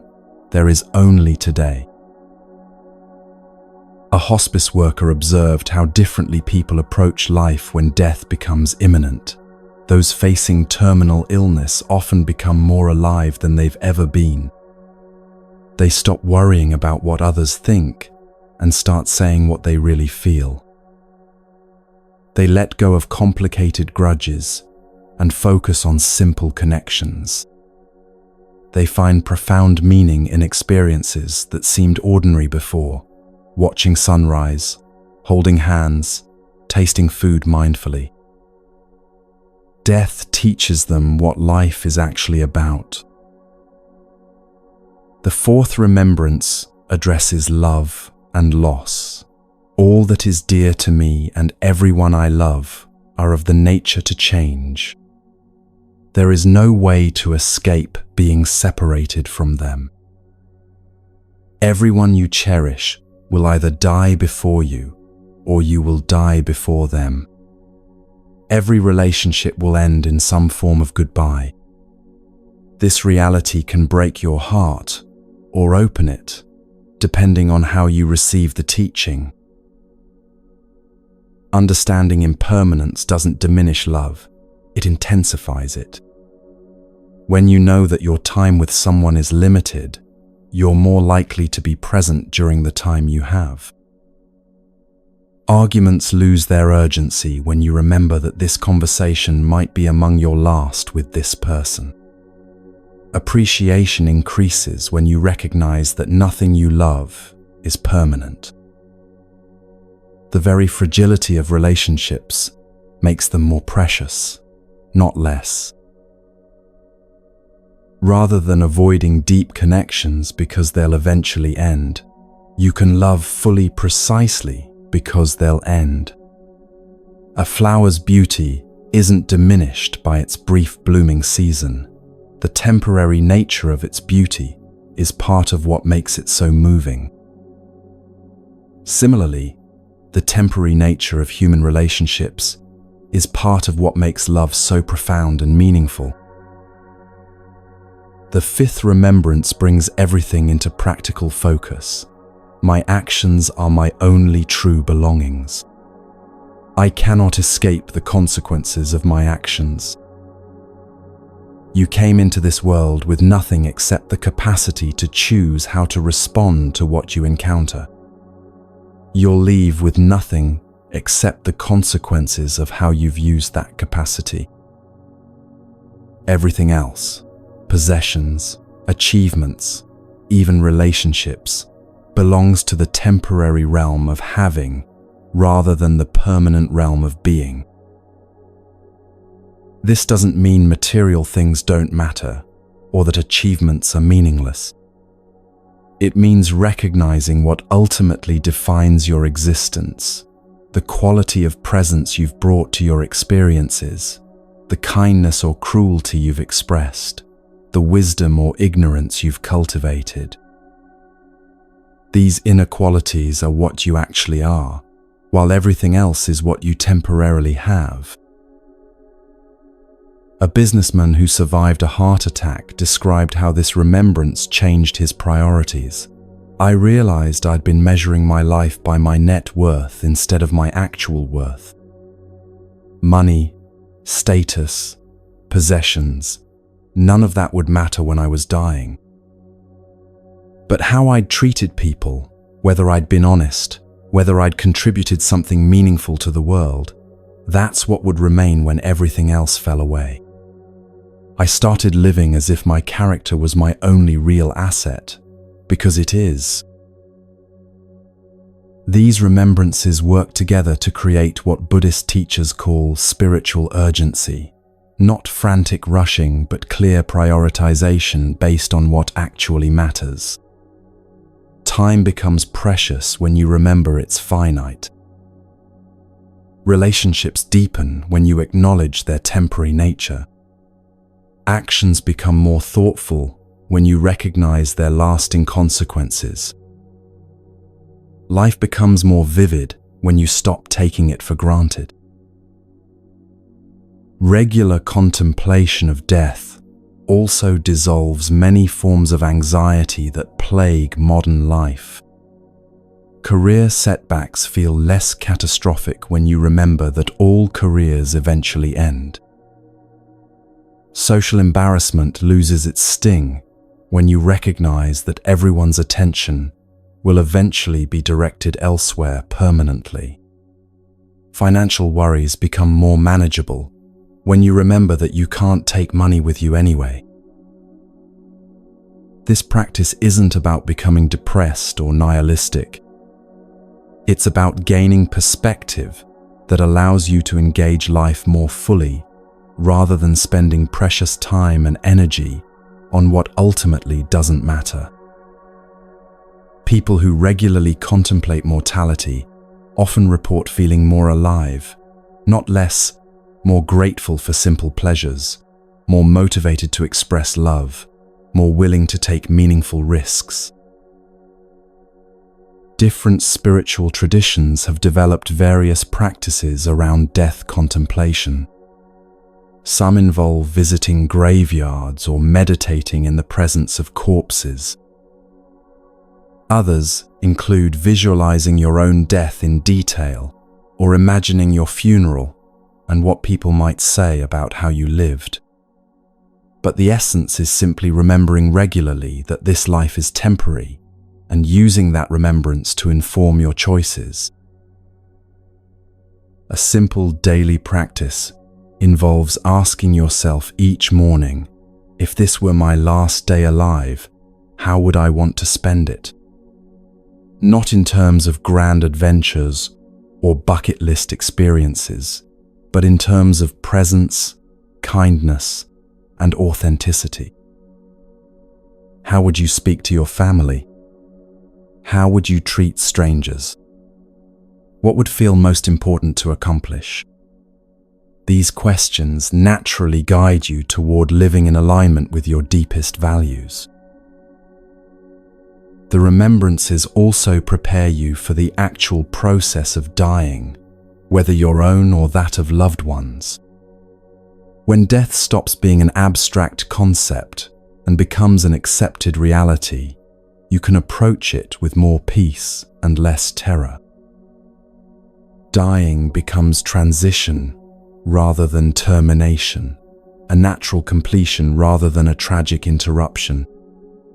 This acceptance doesn't eliminate grief, but it prevents the additional suffering that comes from fighting against what cannot be prevented. Medical professionals who work with dying patients often notice that those who've contemplated mortality during their healthy years tend to die with more peace and dignity. They've already made friends with death as a concept, so they can focus on the practical and emotional work of letting go, rather than being paralyzed by shock and denial. They've used their awareness of impermanence to live more fully, so they have fewer regrets when life's end approaches. Tonight, as you settle into sleep, itself a nightly practice of letting go and trusting the unknown, let these remembrances settle gently into your consciousness. Feel how acknowledging life's fragility actually makes it more precious rather than more frightening.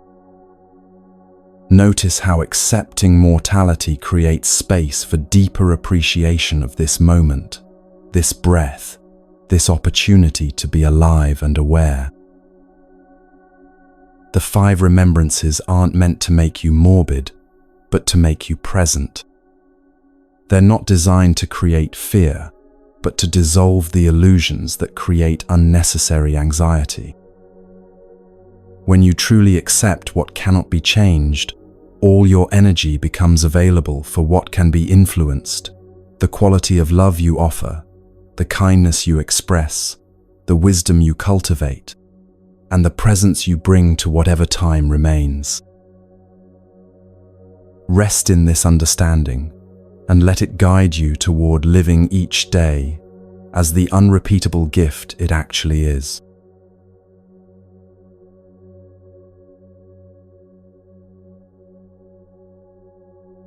Have you ever watched a child's kaleidoscope and marveled at how random pieces of colored glass suddenly arrange themselves into perfect symmetrical patterns? One small turn of the tube and chaos becomes beauty.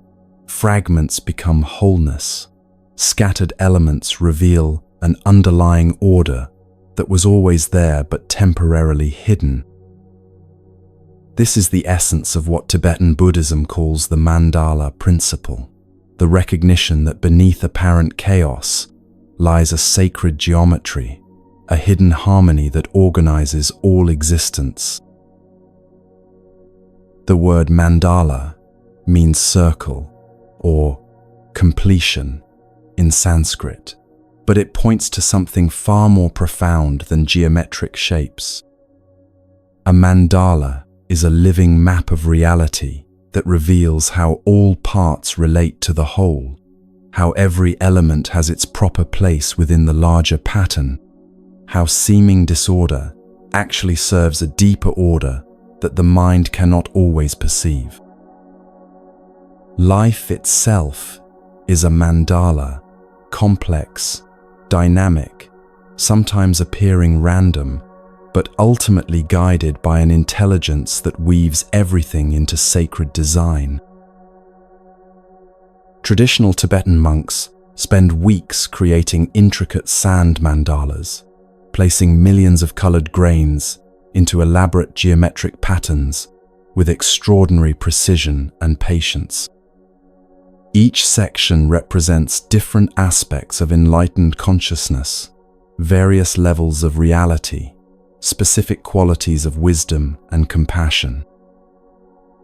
The process itself becomes meditation, focused attention, collaborative effort, dedication to something beautiful and meaningful. Then, in a ceremony that often moves observers to tears, the monks sweep the entire creation away, pouring the mixed sand into flowing water. This destruction isn't vandalism but teaching.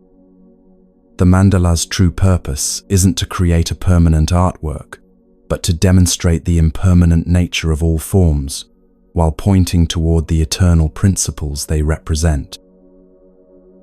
The pattern may dissolve, but the understanding it conveyed remains. The physical mandala disappears, but the consciousness that created it has been transformed through the process. Beauty serves awakening, then gracefully releases its temporary form. Your own life follows this same mandala principle. What feels like random events, disconnected experiences, and meaningless suffering often reveals its deeper pattern only when viewed from a wider perspective. The job loss that seemed devastating led to the career that actually fits your nature. The relationship that ended painfully created space for the love that truly nourishes you. The illness that frightened you taught you what health really means. The mandala of your existence arranges itself through time, each experience finding its proper place within the larger design. This doesn't mean everything happens for a reason in some predetermined way, or that suffering is justified by eventual benefits. The Mandala principle is more subtle and practical than that. It suggests that consciousness naturally seeks balance, wholeness, and integration, even through difficult experiences that seem to fragment or wound you. Your psyche works like a self-organizing system, gradually arranging experiences into patterns that serve growth and healing, though this process often operates below the threshold of conscious awareness. A woman reflecting on her life's major transitions noticed this organizing principle at work. "I spent years feeling like my life was falling apart repeatedly. Divorce, career changes, health challenges, family crises. But when I looked back from my 60s, I could see how each apparent breakdown actually broke me open to something I couldn't have discovered otherwise. The failures taught me resilience. The losses taught me what truly mattered. The chaos taught me to find peace within uncertainty. My life looked like random suffering from inside the experiences, but from a distance, it revealed a pattern of gradual awakening." The Mandala principle operates at every scale of existence. Ecosystems appear chaotic until you understand how predator and prey relationships, seasonal cycles, and resource distribution create dynamic balance. Weather systems seem random until you recognize the larger patterns of air pressure, temperature gradients, and planetary rotation that govern atmospheric behavior. Even your thoughts and emotions, which feel so unpredictable and personal, follow patterns that serve the larger mandala of psychological integration and spiritual development. Sacred order doesn't mean rigid structure or predetermined outcomes. It's more like the organizing principle in jazz improvisation, musicians playing spontaneously within a harmonic framework that gives their creativity both freedom and coherence. The mandala provides the underlying structure while allowing infinite variation in how that structure expresses itself through time and circumstance. This understanding transforms how you meet difficulty and uncertainty. Instead of demanding that life conform to your limited perspective on how things should unfold, you can trust the larger intelligence that's always working to create balance and wholeness. This doesn't make you passive. You still make choices, take action, and respond to challenges. But your efforts arise from cooperation with life's natural patterns rather than opposition to them. The center of a mandala remains stable, while the outer elements move and change. Similarly, developing a stable center within yourself allows you to remain grounded while life's circumstances shift around you. This center isn't something you create through effort, but something you discover through stillness, the unchanging awareness that observes all change without being disturbed by it. Regular meditation, contemplation, or simply moments of quiet presence help you remember this center when outer conditions become turbulent. Relationships reveal mandala principles beautifully. What appears to be conflict or incompatibility between people often serves the larger pattern of mutual growth and understanding. Differences in personality, values, or communication styles create creative tension that can lead to greater wholeness for everyone involved. The key is learning to see beyond surface-level friction toward the deeper function these differences serve in the mandala of relationship. A couple who almost divorced after years of arguments discovered this principle during counseling. We kept trying to eliminate our differences because we thought they proved we were incompatible. But our therapist helped us see how my caution balanced his impulsiveness, how his spontaneity freed up my rigidity, how our different perspectives actually created a more complete way of navigating life together. We learned to work with our differences as complementary parts of a larger pattern, rather than opposing forces that needed to be resolved. Cultural and historical patterns also follow Mandala principles. What seems like chaos in current events often serves larger movements toward balance, justice, or evolution that span generations. Social movements arise when imbalances become unsustainable. New technologies emerge when consciousness is ready to integrate new possibilities. Spiritual teachings resurface when humanity needs reminding of forgotten wisdom. Individual lives participate in these larger mandalas without necessarily seeing the complete pattern. The mandala principle doesn't ask you to understand everything or see the big picture clearly. It invites you to trust that your part in the larger pattern matters, even when you can't perceive how your actions fit into the whole. Like a musician playing one instrument in a vast orchestra, you can focus on playing your part with skill and presence while trusting that your contribution serves the larger symphony. Creativity flows more naturally when you align with mandala principles. Instead of forcing artistic expression through willpower or struggling against creative blocks, you can trust that inspiration emerges from the same organizing intelligence that creates galaxies and grows trees. Your role becomes creating conditions for creativity to arise, regular practice, patient attention, willingness to experiment, rather than demanding specific results on a particular timeline. Health and healing also follow mandala patterns. Physical symptoms often serve the larger mandala of bringing attention to imbalances that need addressing, not just in the body, but in lifestyle, relationships, or life direction. Emotional difficulties frequently point toward aspects of your nature that need integration or expression.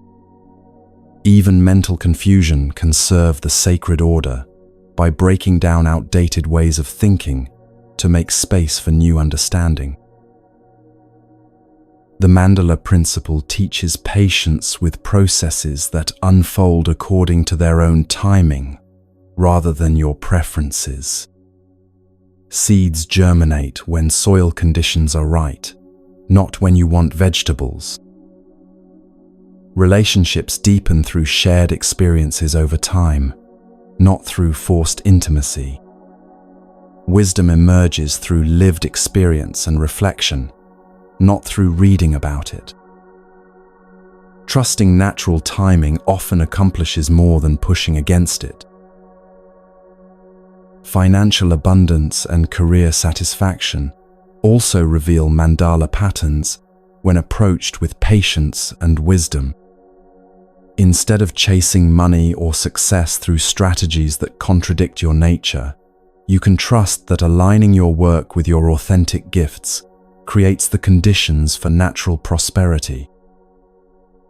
This doesn't guarantee easy wealth, but often leads to more sustainable and fulfilling ways of supporting yourself while contributing meaningfully to the world.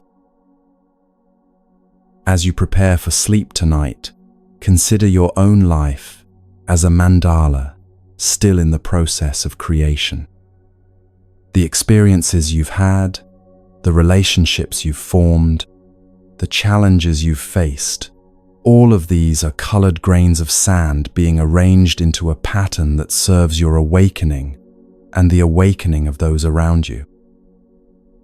Some parts of the pattern are clear to you now, others remain mysterious, but trust that nothing is wasted in the sacred geometry of your existence. Rest in the understanding that you don't need to control or even comprehend the mandala of your life.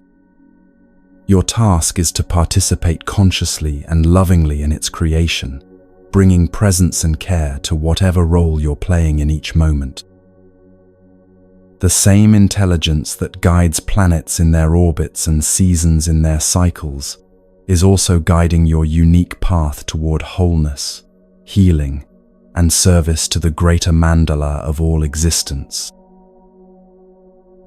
Let this trust settle into your bones as you drift towards sleep, knowing that even your rest serves the sacred order, contributing to the larger rhythm of activity and restoration that moves through all life.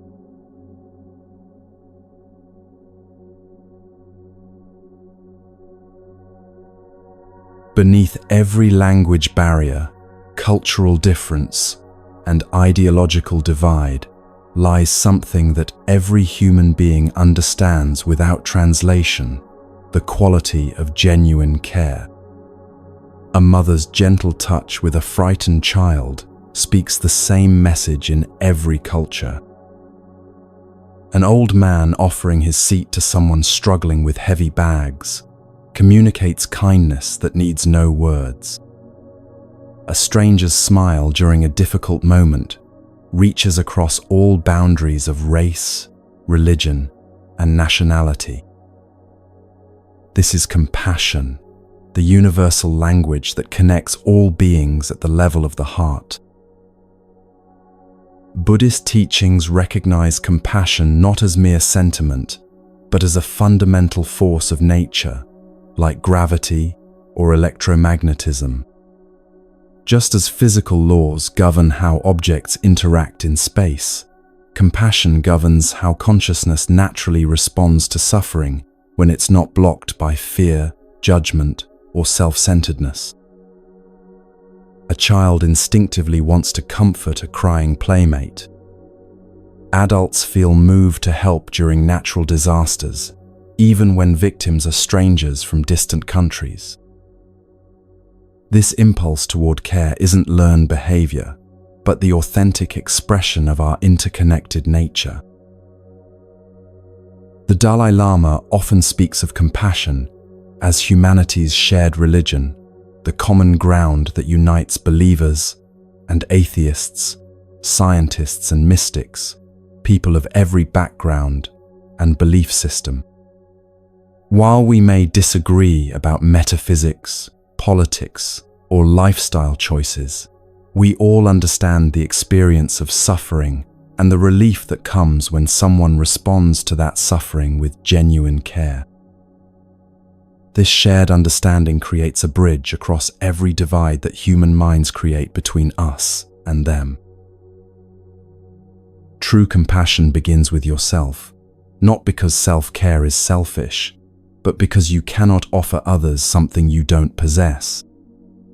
The way you speak to yourself in moments of failure, disappointment, or confusion becomes the template for how you'll relate to others' struggles.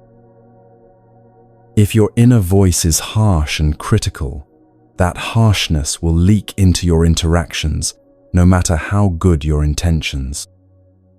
But when you learn to meet your own imperfections with kindness, that same gentle strength becomes available for everyone you encounter.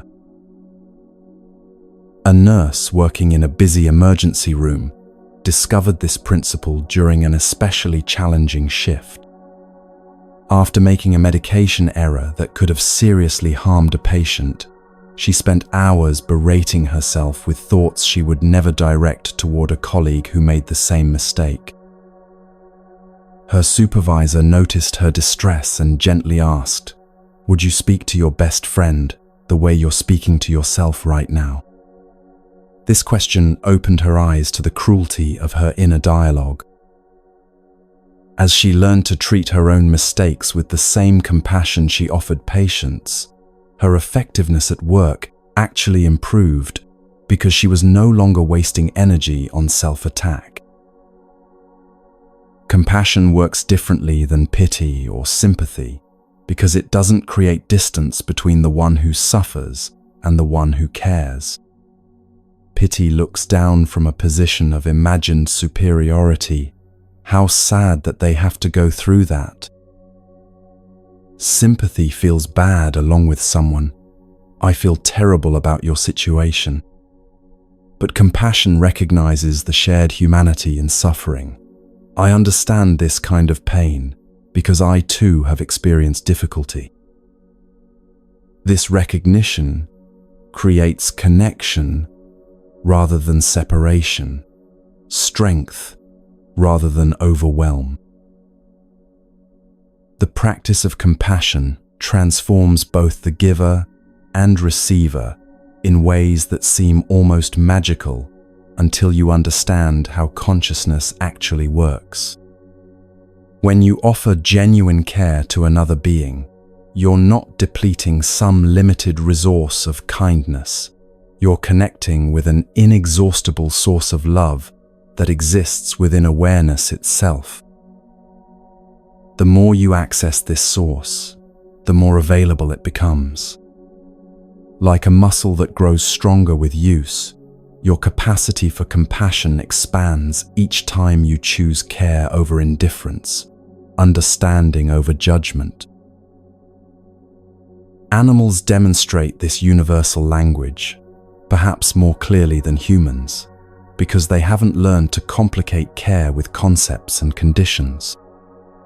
A dog doesn't withhold affection until its owner deserves it or meets certain criteria. Dolphins have been observed helping injured members of other species. Even fierce animals often show surprising gentleness with their young, and sometimes with other vulnerable creatures.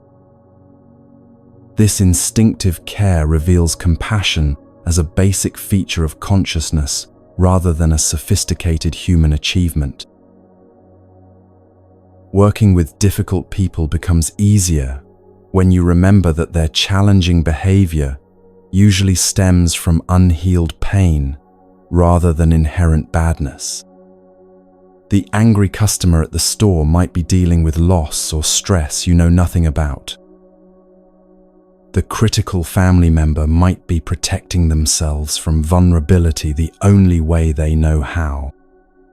This understanding doesn't excuse harmful behavior or eliminate the need for appropriate boundaries, but it allows you to respond from wisdom rather than react from hurt.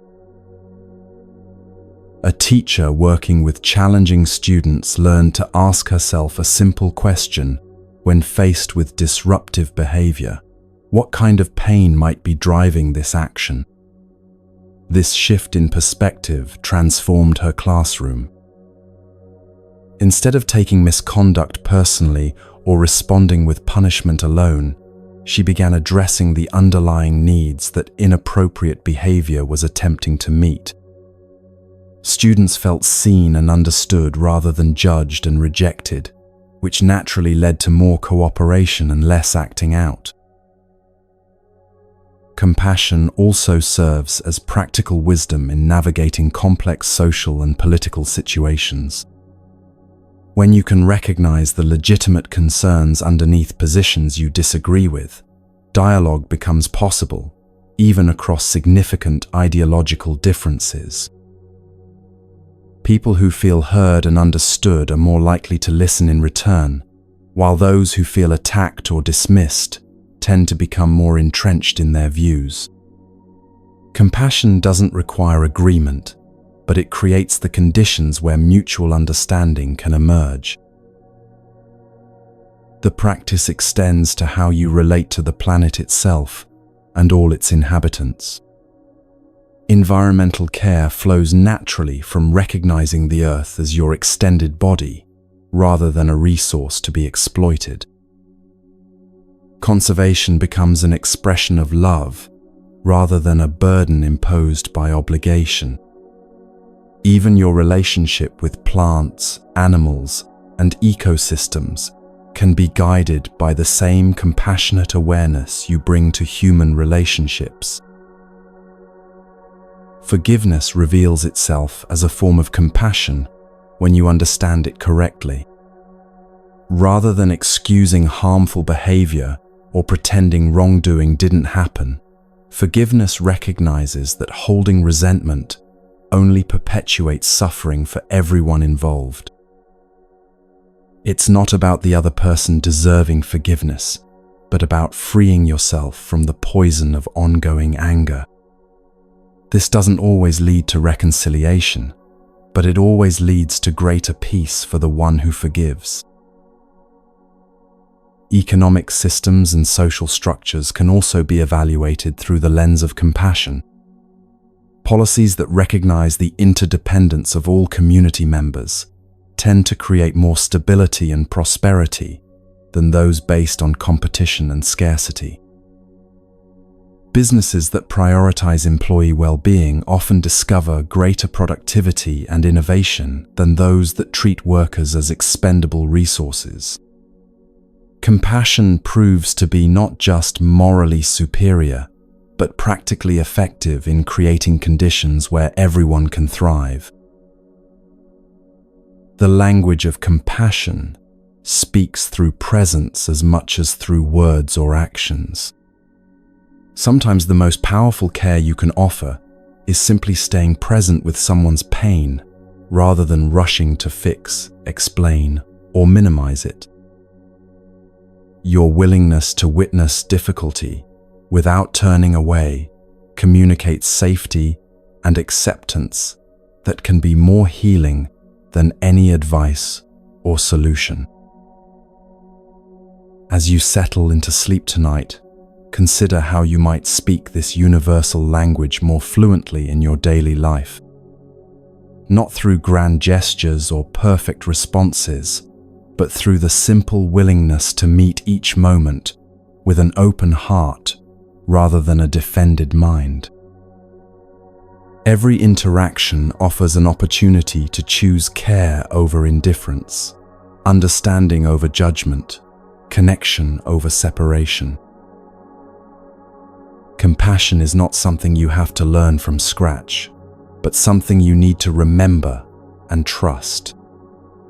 It's already flowing through you as naturally as breath or blood, waiting to be expressed whenever you stop blocking it with fear or self-protection. Rest in this understanding and let it guide your dreams toward a world where this universal language is spoken fluently by all beings.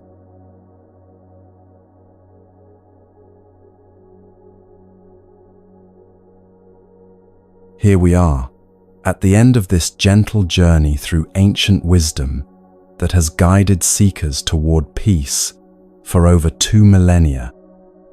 You've traveled from the initial invitation to trust through the depths of surrender and emptiness, across the landscapes of interconnection and compassion, arriving finally at this moment of quiet integration. Nothing you've heard tonight was foreign to your deepest nature. These teachings simply reminded you of what you've always known but sometimes forgotten. The Buddhist path isn't about becoming someone different, but about remembering who you've always been beneath the layers of conditioning, fear, and forgetting. Your Buddha nature was never lost, only temporarily obscured like the sun behind passing clouds. Every breath you take, every moment of presence you offer, every choice of kindness over reactivity, is that nature expressing itself naturally. Take with you what serves your awakening, and let the rest dissolve like morning mist. Perhaps it's the understanding that surrender is strength, not weakness. Maybe it's the recognition that your suffering and healing are intimately connected to everyone else's. Or simply the remembrance that this present moment is the only place where life can actually be touched and peace can be found. You don't need to carry these teachings as beliefs or concepts to memorize. Let them sink into your bones as felt understanding, as a new way of moving through the world with greater ease and wisdom. Trust that what you need will remain with you, emerging naturally when circumstances call for it. As you drift towards sleep, rest in the knowing that you are already whole, already free, already home. The peace you were seeking through all your searching was never anywhere else but here, in the simple awareness that has been listening all along. Let this truth hold you through the night and guide you gently into tomorrow's fresh possibilities for awakening. You are not alone in this journey. Countless beings across time have walked this path of awakening, and their love supports your every step. Rest now in this vast community of the heart, and may all beings everywhere find the peace that you are discovering within yourself.